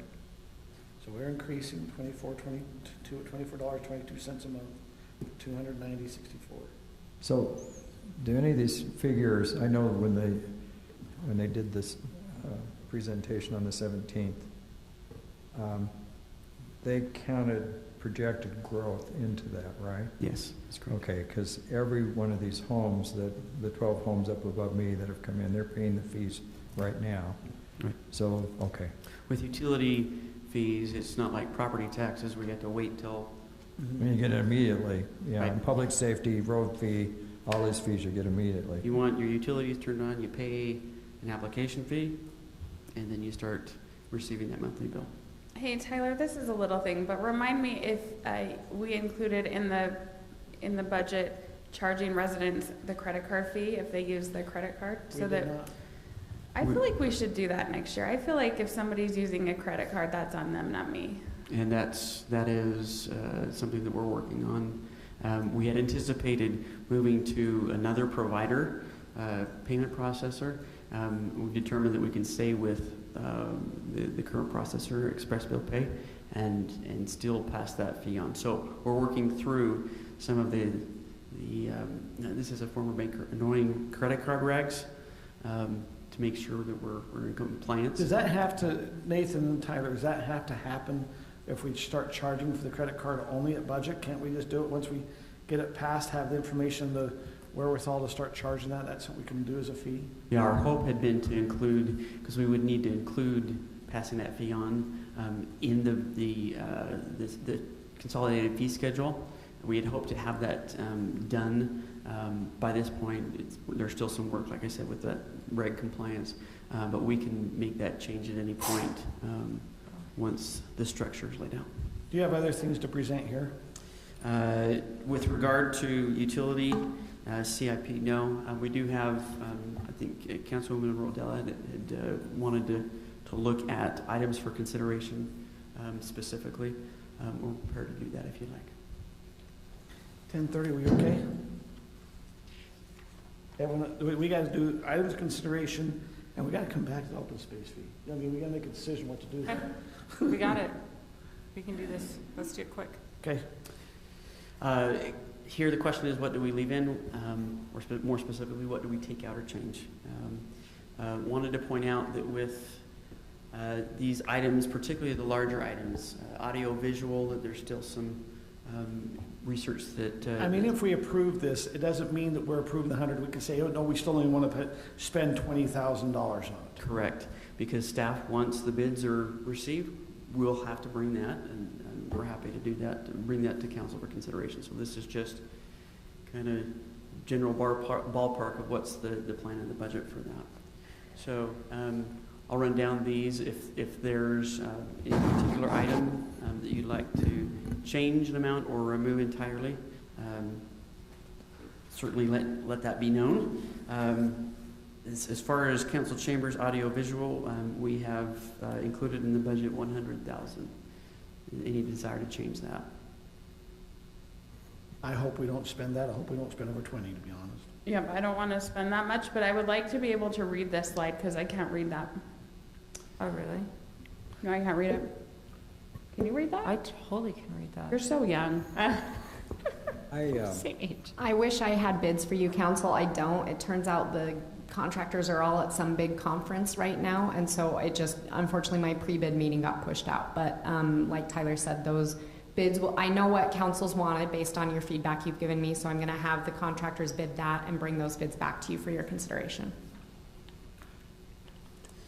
I'll tell you my opinion, which I'm good at doing, but I would say let's put a budget of 50,000, and if we, you know, depending on what revenue is and stuff, then maybe add another 50. I think we go part way. The council chambers work okay. I mean, we could certainly make everything better. I think one of the big things is having people be able to read that screen up there, but you know, I'd say let's just budget 50,000. Yeah, I'm fine with 50. Okay. My eyes have also gone. Skidster Cemetery, 77,000. I see some emails up there. They're from Nathan, Aaron Wells, Nathan Crane. Sorry, I was trying to look up what council wanted on AV. My apologies. How critical is the skid steer this year? Could we not postpone it a year? So, at first I kind of thought, here, let me ask you, Andy, help us what this, so at the cemetery, we are ripping up some, in the winter, and if it really rains, we're ripping up some of the grass, and then they have to go and repair it and put down all new sod and things that way. What will this skid steer do different so it doesn't damage or is it to help them get into the, so if you've been up the cemetery, what they have to do is, the way it's starting to be designed is you have to kind of go through a corridor. If someone is gonna be buried up a little higher, they've gotta drive the truck all the way up, and so they're making these little divots all the way up, get up to it. And I don't know, so help us with the skid steer. So- How important, rate this 1 to 10. 10 is we need it absolutely, 1 is, oh, that felt good, we're okay. So the need for the skid steer is directly related to the complaints on the damage to the cemetery. So this would be a tracked vehicle that spreads the load a little better, does less damage to the grass. Right now we use the backhoe oftentimes to access some of these areas, especially when it's wet or muddy and the trucks slip. And that's when we especially do a lot of damage. And we have had some citizens that have been particularly concerned about the damage and the ruts and the other things in the cemetery. And so the request for the skid steer was to be able to answer those questions. So we can continue to go at status quo, and we are able to bury people, we're able to complete that function, but we will continue to have the damage that people have complained I about. have a strong opinion on this one, strangely. It's surprising to me. Let's hear it. Yeah, I really do. Because Memorial Day is kind of a big thing at my house. Like, we go to we do the cemetery tour down south, and we do the whole thing. And I think that, a cemetery isn't like water or sewer, and that it's that kind of a necessity. But I think it's really important for people to be able to have a place to go that's peaceful and that's restful and that's beautiful. And so I don't know, I think people deserve it to be nice when they go there. So I'm a fan of the skid steer, even though I could not pick one out of a lineup. If you've not ever went and walked around the cemetery, I would encourage everyone to go walk. And if you've lived here any time, and if you talk to any of the people walking there, they're going to talk about how a loved one is buried here, a neighbor's buried over here. It's an emotion.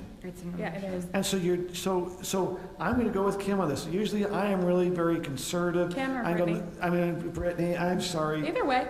But I'm going, this is such an emotional situation for some. I think we got to do something.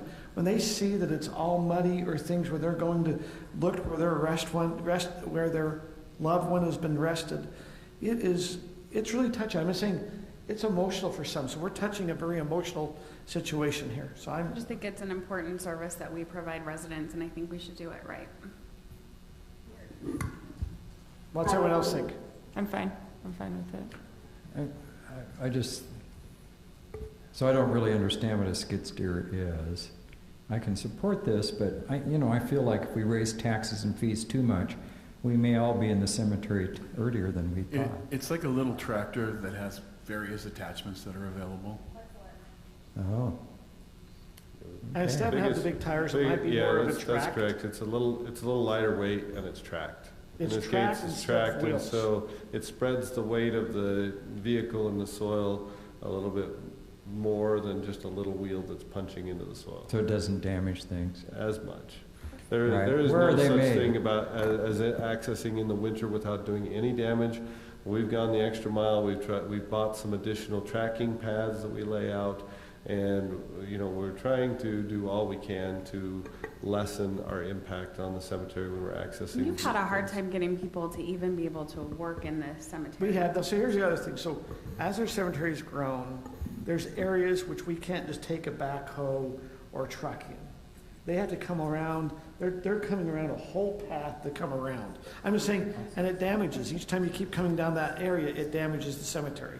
I just think it's part of the maintenance. Anyway, I think we're already there with the skid steer. Let's move on to tree replacement. Tree replacement, $50,000, continuation of an item that council had previously identified, and consistent with what. How much did we have this year for trees? Initially, it was 150, and then was adjusted to 50. Okay. So How many trees does that buy us? I'll answer that tomorrow night. You've got a council item for your consideration. 85 trees. These are planted by a contractor with the sprinklers and whatever fixed up, but 85 trees for $79,000. with the contingency fund, so it's really Well, $1,000 a the tree. contingency fund takes us up to about 87, yes. It's Right. about $1,000 a tree right now in today's market. I think that's, I mean, we'll talk about it tomorrow, but I think that's outrageous. So the question is for next year's budget, do we want to keep the placeholder of 50,000 there, or would you like to adjust or not have it? I think there's a lot of trees that do need to be replaced. We just got to find a cheaper way to be able to put them in. We got to do it cheaper than $85,000. Will the skid steer help us with that? Surely you can plant trees also. We're starting to get, I want trees, but I think we need to make sure we're doing it in a smart way. I mean, Brittany, you're already doing it. You've got, what, 2-3 wards lined up? I ready do. to I've plant got, trees? yes, I've got neighborhoods lined up ready to plant trees. so maybe just leave 50,000 in there. Andy then is we can have a gonna, we'll see discussion how this tomorrow. first one goes. Andy was gonna chat with them and see, so, Okay. and I appreciate him And I working think with them. anytime, we had 2 wards that actually went to the cemetery. If you go to the cemetery, you're going to notice that there's bark around all the trees. They planted all the flowers. So as we can get our community out there to start to be able to help us, that's where if we can get the tree replacement from, a couple of wards to help us, or whatever group it might be, that's the help. That's the help we need. Okay, so trees, everyone's okay keeping 50,000 there?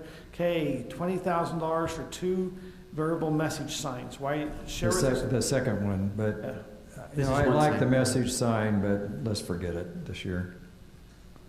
Want everyone else agreeable to get this Yeah. going? Yeah. That is gone. Fire station exhaust system. That's a matching fund with It the is. grant We're they've mat- got, so I there's a- think we need to do that one. Okay. Seems like exhaust fumes. The fire station exhaust system, $6,500. 6,500. But it's a matching. What it is, we've got a grant, I think, for 6,500, and I think there's, or whatever it is, we need to match some money for this exhaust system. So it sounds like the council's agreeable on that. Traffic control toolbox study. What is that? That's your study of how to deal with neighborhood complaints as far as speed control, and doing the study so we can set up a program to say, okay, if you've got, a speed control issue on your street, here's the progressive way we're going to handle it. So this is the study that's cost us 15,000, it's not the equipment. Who's It's not the doing the equipment, study? it's just the study. What, sorry? Who would do the study? It would be a traffic consultant. We haven't yet solicited proposals because we put it in the budget to do the study and to essentially set up the program. So this would be doing the study to then set up the program for when these neighborhoods come in. The most recent was the Country Club neighborhood on east side of Country Club here a couple weeks Yeah, ago. we've had 4 different neighborhoods this year complain, so I think we need to study this. Because we got to find some resolution. I've never seen so many complaints about neighborhood speeding. And there's no Yeah. way to do this internally, in-house? This is something that you really need to, to make your constituents happy, you need to draw upon a greater expertise, and you need to look out and say, okay, what's the greater communities doing? And that's where you get the benefit of the consultant, saying, okay, based on our experience in community A, B, and C, and D, these are the programs they put together. And this is what's worked there. We get a lot of input from residents about traffic and things. It probably would be wise to be able to get, so we can have a toolbox and what it says to be able to know how to Yeah, respond. well, the way I envision this going is certain qualifications. Okay, if you've got this level of speed problem, this is, the first step we're gonna take. It's basically an organized way of dealing with this so that you have a fair and equitable answer to the various neighborhoods, because if you ask any one given person in front of their home, how fast is too fast? Well, anything's too fast, right? Because it's your children, it's a very emotional issue. So you do have to have an organized program for how to say, okay, this is fair and equitable across the board. Everyone okay keeping that in? Okay? I haven't heard no. So next one is the radar speed signs. So if we find out that where we can implement them, that we have budget to be able to go put some radar signs in. So I think those are kind of both together, because there's no reason to do a study if you don't have some of the equipment you can do. Everyone okay with the 14,000 for radar signs? Yes. Okay. Christmas lights. Yes. I think Councilmember Rodella has an opinion. Sense of community. I love the Christmas lights. Is this 78, has that been mainly just to put them up, or is that also to buy some new lights? That is just to put up our existing lights. So last year we paid more than that because we added additional lights with some of the council appropriation budget. So is the feeling is that most of those lights are still good? Yeah, so we have, I think it's a 4-year warranty, so we still have at least a couple of years on those. Okay. Probably since we bought the lights, it'd be nice to have them go up. We got 2 councilors said Plus, yes. we got somebody to donate free donuts last year. It was a good time. I believe it was a running club. Yeah, I think it was a running club. I'll support this. Okay, there's our 3 council that support the Christmas lights. And I agree, Paul. I think we need to keep community events as much as possible. Okay. So I support that. Tim, you have not chimed in. What's your feeling on these Christmas lights? I have some chiming in to do on the last stuff. Okay, we'll let you chime in that then. Okay, the next one is we actually have a council appropriation. This is new last year. We have it again this year, $18,000. So each, the mayor and council have $3,000 that they can earmark to go to any type of project in the city that they can look at. Mine and Scott's, I still believe is not done from last year. Yeah, I was going to bring that up. So if they're not going to spend it, I don't think we need it. So actually, let's have a report. What happened to $18,000 last year? Where'd it go? Councilmember Rodella and Bills allocated theirs to Christmas lights. Okay. Mayor and Councilmember Smith, you allocated yours towards carpet and paint in the community center. I was hesitant to do things there because we were waiting to find out what was going to happen with the Parks building, and so that can get kicked down the road. But the funds are still there. They are. They have not been spent, and I don't believe yours were ever allocated, Councilmember Ball. Tyler, And can so we let's- move those to Capitol Building? Sure.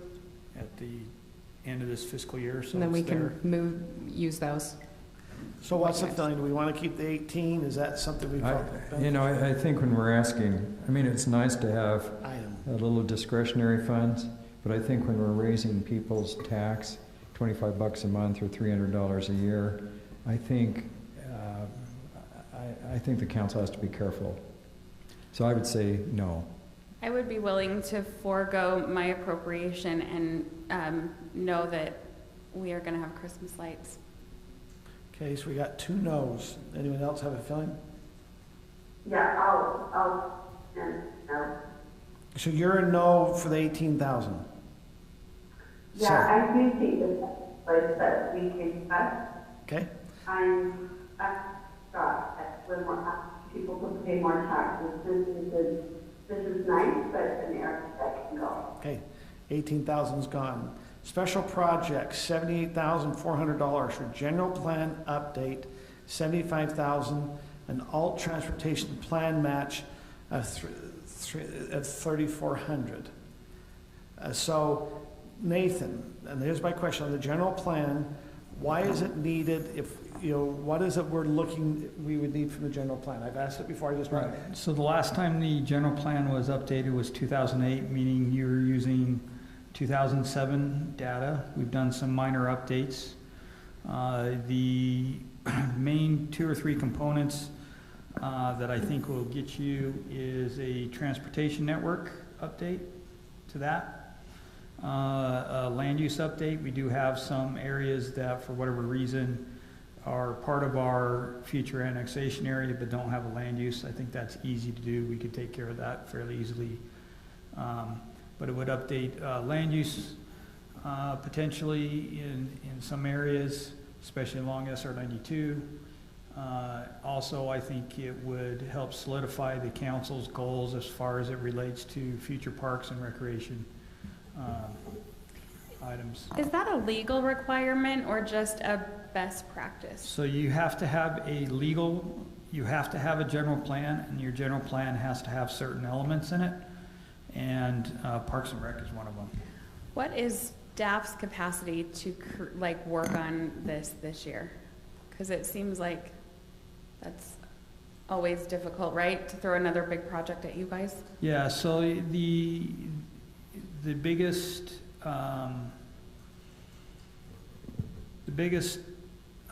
you have two parts that, for a general plan update, that are big lifts. One is the initial data collection for a consultant. In other words, what's all your GIS layers, tell us everything and anything you want to know. Two is the public involvement, because you'll do a number of workshops, you'll have a citizen advisory committee, at least that's typically what people do. You'll have open houses, you go out, things like, those are the two biggest lifts. It seems like we've got a lot of things going on now in the city. I think we need a general plan update, but I'm wondering if it would just make sense to do it in fiscal year 24. Because right now you've got a lot of things on the staff. Certainly. And that we could get some of this stuff caught up, especially with some of the fee increases. And then maybe let's make sure we do it in fiscal year 24. At this rate, I don't disagree, at this rate, you're probably looking at not hiring anybody until November. Right. And they're starting next year sometime anyway, so. My only concern, this has been on our budget time and time again. If you remember, Scott, we've been and we're kicking it down the road, like the open space issue and stuff. But I'm just thinking, with everything that's going on with the staff, I would just say let's cross our fingers, pinky cross or whatever, and make sure we do it in fiscal year 24, because it needs to be done. But I'm just not sure we need to do it this year. One thing we've noticed about this council is they fill our time really well. Hey, we've done a pinky cross. Art, that is such a nice compliment that you have a council that cares so much about the city. You're welcome. That was a really nice compliment. Thank you.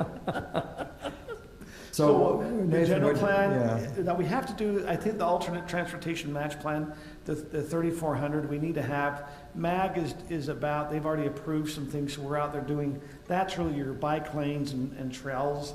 And so they're out there doing a plan right now. Yeah, and the great thing about that, that'll feed right into your general plan. You have a big section already taking care of your trails and all that stuff, so that's great. Okay.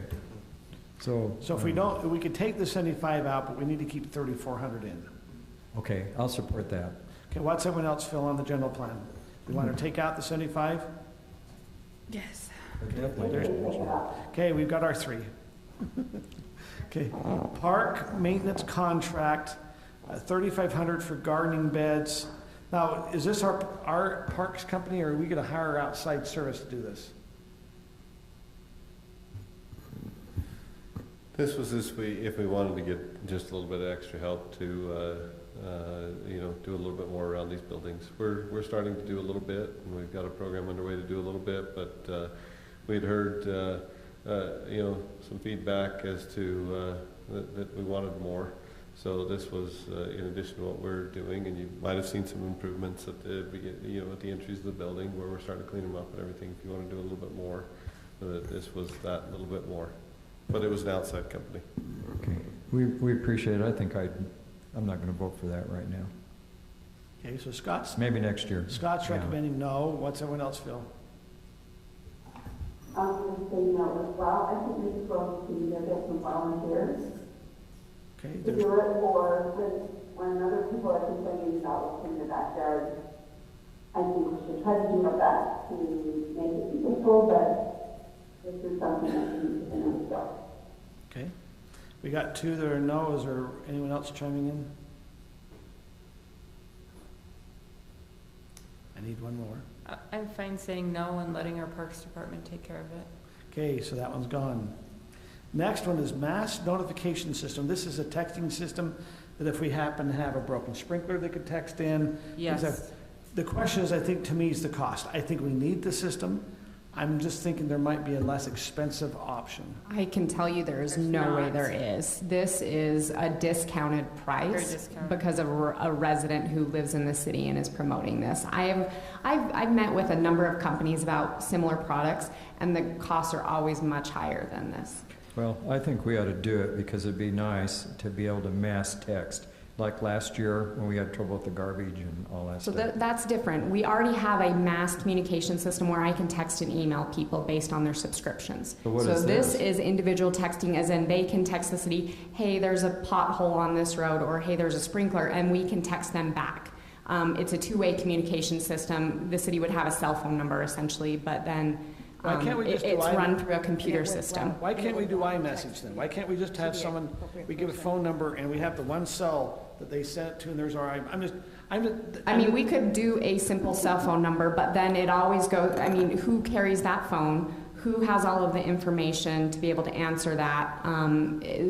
This system it's one other benefit to it that I really liked is it can do automatic messages. So if somebody responds and say, or sends us a message that says garbage, we can program the system to send them back saying something, we think that your garbage wasn't picked up. If so, call this number. If not, text us back and we'll answer the problem. So it's more than just, and it also assigns out, so if you have different keywords, it assigns it to the right staff member who will then handle it. And then it shows accountability with who it was assigned to and how it was handled. Okay. But I have to say, I probably receive maybe 4, 5, 6 text messages a day from somebody in my neighborhood or a friend of mine saying, hey, these sprinklers have been on for 7 hours. What am I supposed to do? And so it would help me out to be able to have a texting system, or, I just got one an hour ago about pothole in the street kind of thing, so then I don't have to go through and respond to this. This is actually showing accountability, showing a place that you can go to. I think it's a great thing. And so then I think things are going to get fixed a lot quicker. I like it too. I think we just have to have a way to let citizens and our residents know what it is and what it does and how to use it. But I'm all for it. Okay, Tim said that the very last item he had an opinion. I believe this is Tim's item. Woohoo. Aaron, so we do have a system in place where we can do mass texting, also in cases of an emergency. Yes. Okay, because I remember a few years back, remember when they had the wildfire at the canyon? And then there was that big underground, it was some sort of a fuel tank. And they said if that had exploded, then it would have caused this massive explosion that would have blown out windows all the way down in Highland. And then they assigned people to go door to door. They did it through the stake, for example. Okay. So I just want to make sure that there's an effective system in place, but that's already in place. Yes, and so you see, it says mass notification because that's the line item we would code this to. But yes, so that already exists. This would be a one-on-one communication tool. So what percentage of the city population, for example, has subscribed to this mass notification, the outbound, like let's say in case of emergency? I can pull that data for you. I run it about once a month to check and see where we're at. I will say it's not as up to date as I would like, or not as, to Councilmember Bill's point, that's the wrong sheet.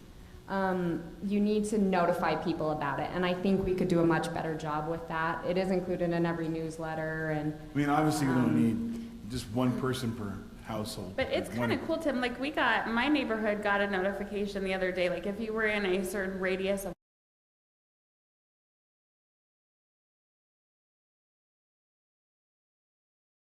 and then it notified us again once the threat was taken care of. It was like at 3 a.m. Because if we have a low percentage, so there are 1,700 people who are registered to receive our general announcements. And how many households? So there's about 4,700 households. So whatever 17 divided by 47 is. It's like 30%. Something like that. The hope is, the hope is you tell one person and then, somebody posted on the neighborhood Facebook page, right, and word spreads. Our mass communication system is nice too. So the text that Brittany got was not sent from us. It was probably sent from dispatch. It's a county-wide system, and so I subscribe to Eagle Mountain and Highland and Lehigh, Can people select a threshold, for example, if it's a life and death emergency, you want to hear about it, click here. If it has to do with a sale on cotton candy at the Fling, click, that type of thing. So life and death, basically, we get to text you no matter what. But I'm not going to text you about Fling unless you've subscribed to our events subscription.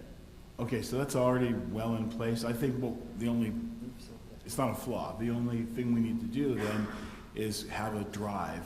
Yeah, We really should have one person per household for emergencies. absolutely. I think it'd be wise, that's something we could do as a big drive for our. But it's in place, but if you could. Need Well, to and as we get communicate this it better. texting system, it'd be a good way to also say, hey, we've got this new system, we'd like you to also Oh, sign that's up a for good public idea, safety. yeah. So, council, we have $5,000 down there for a texting system. I appreciate, What's her name? Aaron, it's getting so late. It sounds like the efficiencies it would create would be worth the cost. And it's a one-time cost, or is that ongoing? It might be an It would be annual. ongoing. There's always an initial setup. It's going to be more expensive, and But then it's a super good deal. Okay. I work in this industry now, you know. I happen to know it's a very good deal. Okay, I'll Not I'll my support it employer. because Brittany Because I and said Tim so. like it. we're hearing deals out here. Okay, so 5,000 stays in. Anything else, Tyler? Putting that phone number on big sign in front of my house. Yes.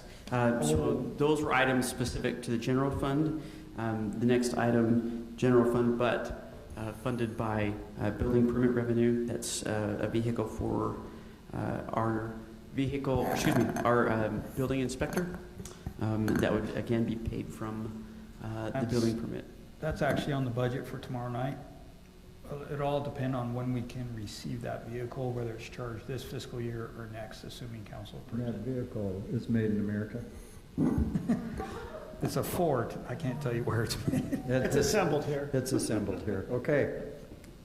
I think we're. Okay, so we've got that will be tomorrow. We'll have Yeah. that vehicle for inspector on. Okay, other funds. Is this something that has to be decided on tonight? 900,000 for a park maintenance building. Well, again, this is an item that there is some work ongoing, and council would have an opportunity to say yay or nay when a bid comes in to do the large Right, work. okay, but you need to have that in the budget, at least so we know what's in there. Okay. Garbage cans, $41,000 for our parks. We need some garbage cans in the parks. Or should have garbage cans. We have to be able to empty them. So if we buy garbage cans, we have to be able to empty them. Yes. Okay, now we have a grave excavation equipment. We just had the skid steer for $77,000. What's this $75,000 grave excavation equipment? Is this the big fat tire dump truck? Sorry.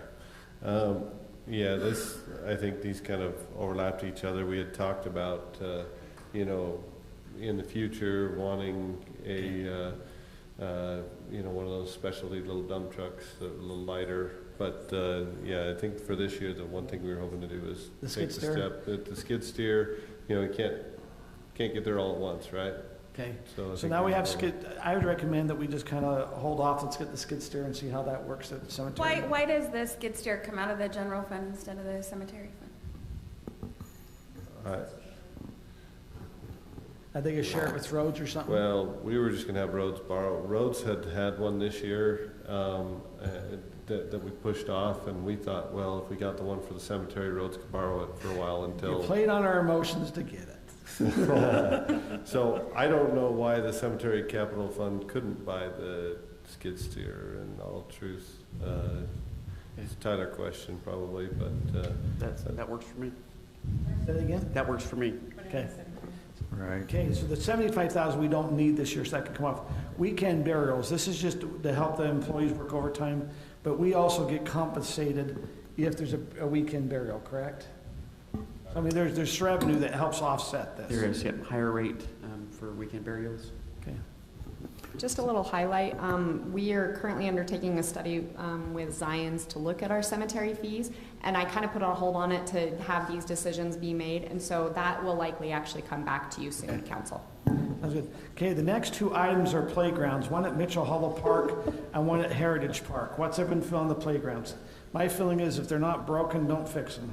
Well, my feeling is this. I think the parks tax that was approved, I think it's important to get the playground at Heritage Park. Next year, use the parks tax to get the playground at Mitchell Hollow. Just use that parks tax that we just passed for that.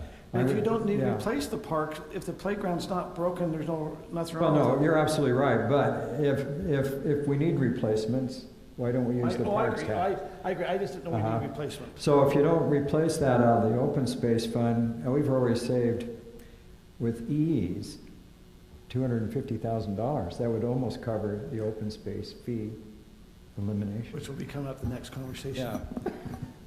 Yeah. Okay, so we have down, so what are we doing on the park playground? On the 150 and the 150?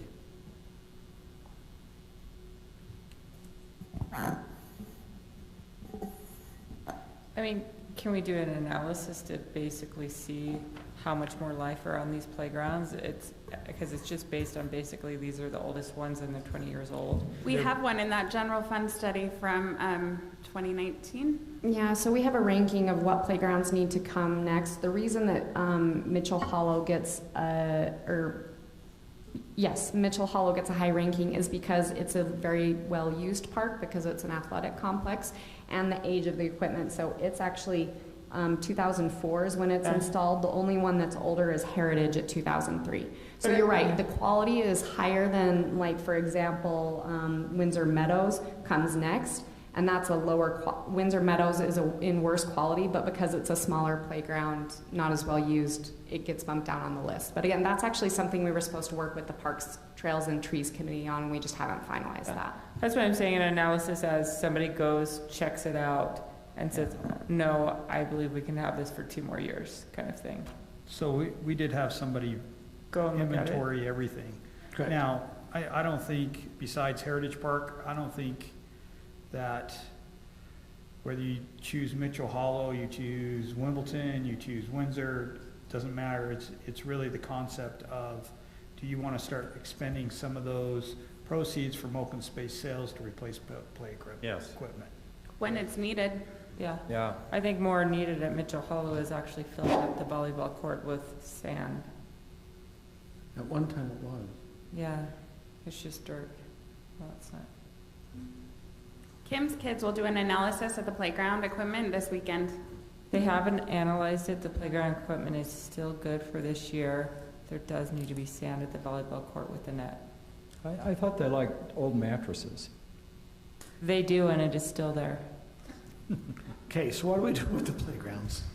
I would say that you prioritize the playgrounds, do it from the Open parks space. tax.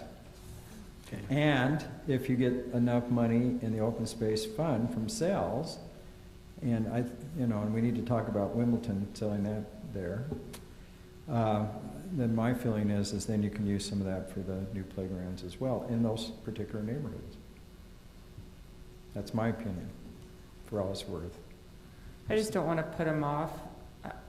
I know you shouldn't replace them until, your concept, replace until they're broken, but I would rather replace it before it's broken, so you don't have a Highland Glen situation with a broken playground for a whole entire year. You also happen to have 2 playground experts right now who have spent a lot of time looking at playground equipment. But aren't we replacing one from the parks tax? And we're building another one in Highland Glen, so we're replacing 2 this year, right? Yeah. I mean, that's a pretty good, if we're replacing 1 or 2 a year, I think that's the important thing. Those both will have to come back to the council before we do anything, correct? Right. Correct. Okay. So they're both being left in right now. Is that the thought of the council, leave both in? No, I would leave the one from the parks tax, eliminate the open space one for the time being, because the parks tax could put a new one in there next year, couldn't it? I mean, we're replacing 2 playgrounds this year. Why can't we Now, replace? remember, that this with is the- budget for next year, so we use this budget Well, for we're talking Highland about Glen, 23. and 23, we would have 1 more we can place. So you Okay, can, so you this can do year- about 1 big playground per year with the parks tax funds. Right, 1 big playground, so that's pretty amazing when you think about it. We And have, it what, takes us 18 longer of them? than that to order one, choose one, order it, and get it here We're anyway. hoping to do much better than we have in the past for Heritage this next year. Okay, anything else, Tyler? Other than the open space, We come back to Well, open space at just- 11:06. There's one quick question for Andy again, just to kind of make sure I understand this. Why can't the skid steer come from the cemetery? They can, that's what we decided they It can. can, that's what Okay, we, can. so to so me, it ought to be able to be purchased from the cemetery capital fund. If I recall, though, cemetery will actually end up paying the general fund back. Correct. General Correct. fund will They have give to a upfront loan. the cost. Yeah, they get a loan back and forth. So, talking about the open space fee, we eliminated 101,050 out of the general fund. We have 150 we're not going to spend out of the open space fund. Plus, if we move the skid steer to the cemetery fund, there's over 300,000. I say eliminate the open space fee this year because we have the money to cover it. And each year, as the property tax goes up, it'll still cover it. That's my feeling. Okay. Scott's recommending that we eliminate the open space fee this year. What's the rest of the council? I think we had a good discussion about this earlier in the council meeting. I'd recommend we wait till January just to make sure how all the funds and the money's coming in our budget, just because we have a lot of revenue that we've projected for new build for permits that could slip.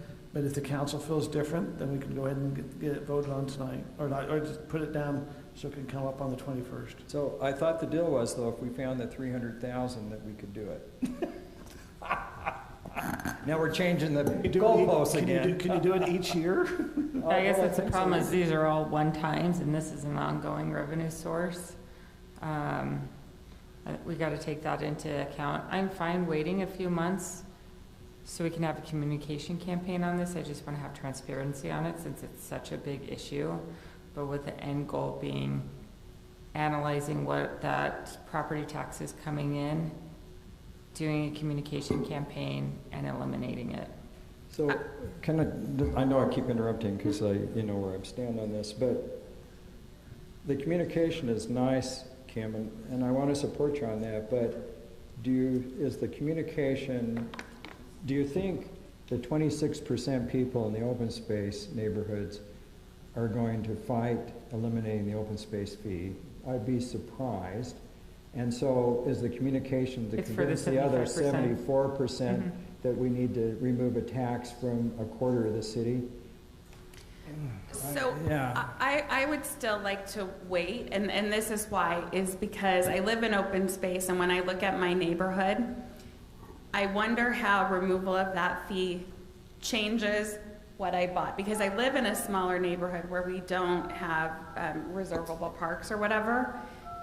But I wonder, just because that is the concept that I and my neighbors purchased, and so I really would want time for even the open space residents to understand what, if anything, this would change in their neighborhoods. I personally, for my neighborhood, I don't know what people would say, surprisingly, and so I don't feel comfortable eliminating it right now when I don't feel like I know how even the open space residents would all react. To me, I think that's important to say, okay, we have to have a discussion saying this park is going to be reservable. So ever in the open space, because when I mentioned it to some, that hey, maybe we'd look at, at one of the parks to maybe be reservable, they said, well, no, I'd rather not have it. And I think that's just the conversation. It's been going on so long that it is a total change in what we've kind of been doing. And I understand there's some injustice out there, Scott. I get that there's some areas. I'm going to just say the following, and I'm not being angry or that, but I have fought to eliminate the open space fee. And if the representatives that live in open space neighborhoods don't want to eliminate the fee, I'm never going to bring it up again, because I don't know why I'm fighting for elimination of a fee that I think is very unfair, that doesn't affect me. But if people that are affected want to keep the fee, so be it. I think it's fine. Yeah, and I think I'm not sure. So that's why I would like time to look at it and really understand. So we've been looking at it for 12 years. Well, I haven't been looking at it for 12 years. Okay, so we got Scott like to eliminate tonight. Brittany says let's kind of hold off. From what I understand, where you're at, Kim, is you would like to prefer to maybe hold off. Is that correct? From where education? Yes. I mean, I 100% want to eliminate it, but I just want to make sure that we check all those boxes on the right process of eliminating it.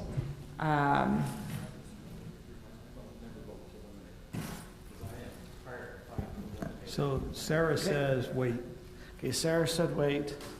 So I think we got the three. Tim, What do do you you think, want to Tim? chime in on this?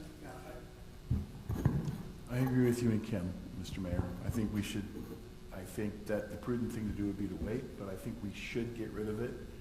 I agree with Scott. I think we can't continue to kick it down the road forever. But I think we need to be prudent and find out what happens with the fees, with the revenue. So I agree with Scott, and I agree with both of you, kind of a hybrid solution. So. Okay. So I think what I've heard from all the council is they all want to kind of get rid of it. All of you, but what you'd like to do is be able to have it be more transparent, go talk and see what the really effect, how that the residents know if it be an open space or non-open space, what this effect is going to be, so we can have a good input. But when do you want this to come back? Do you want it fall? Do you want it January? Because I think that's also important. Realistically, when will we have information on the revenue? I was trying to get halfway into the year so you can see what's kind of going on. Sarah's suggesting maybe at next week's open house, we ask it the question. I don't know if we'll have enough to be prepared for that, but we could do that. Yeah. That's kind of Ask start our what- transparency Ask what campaign. question? About open space fee. But are you going to couple it with, if we eliminate the open space fee, we're going to increase everybody's taxes $5.25? Because we're playing this game. I mean, I hate to be kind of frustrated with this, but we have the revenue to cover it this year. We keep postponing it. Next year, we may have to raise property taxes. And it's not going to go over that we're going to eliminate a fee for some people and raise property taxes for everyone. So you're right, it's either now or never, in my opinion. Yeah, you can communicate, be more transparent with that, but 74% of the people are not going to vote for it because they don't have to pay for it. So you're always going to have a minority that like eliminating it. So I'm not sure what we're accomplishing here. So, you know, I'm going to support the majority of the council, but I'm not going to vote for eliminating it in the future because I'm tired of trying to do this. I've tried to do it for 12 years, and it just seems that. Okay. I'm pretty frustrated. So. Is there anything different here that we need to move forward on? Okay. So does the staff understand what to get prepared for the 14th? Okay. Thank you. Okay. If there's nothing else, do we need a motion to adjourn to the closed session? I don't think we need a motion. Okay. Thank you for coming. It is now 11:14 p.m. We have city council tomorrow night at 7 p.m. Oh, we were to conclude. Work session, we have city council tomorrow night, 7 p.m. Say that again? Oh, close it. We're not adjourning. Yes, you need a motion to adjourn, Mayor, but you're adjourning a work session. We understood you said you wanted to go to a closed session. No, we're not saying going to no. closed session. We're going to, we need a motion to adjourn our work session. So moved. Second. Okay. Hi. Moved by Scott, seconded by Brittany. All in favor? Aye.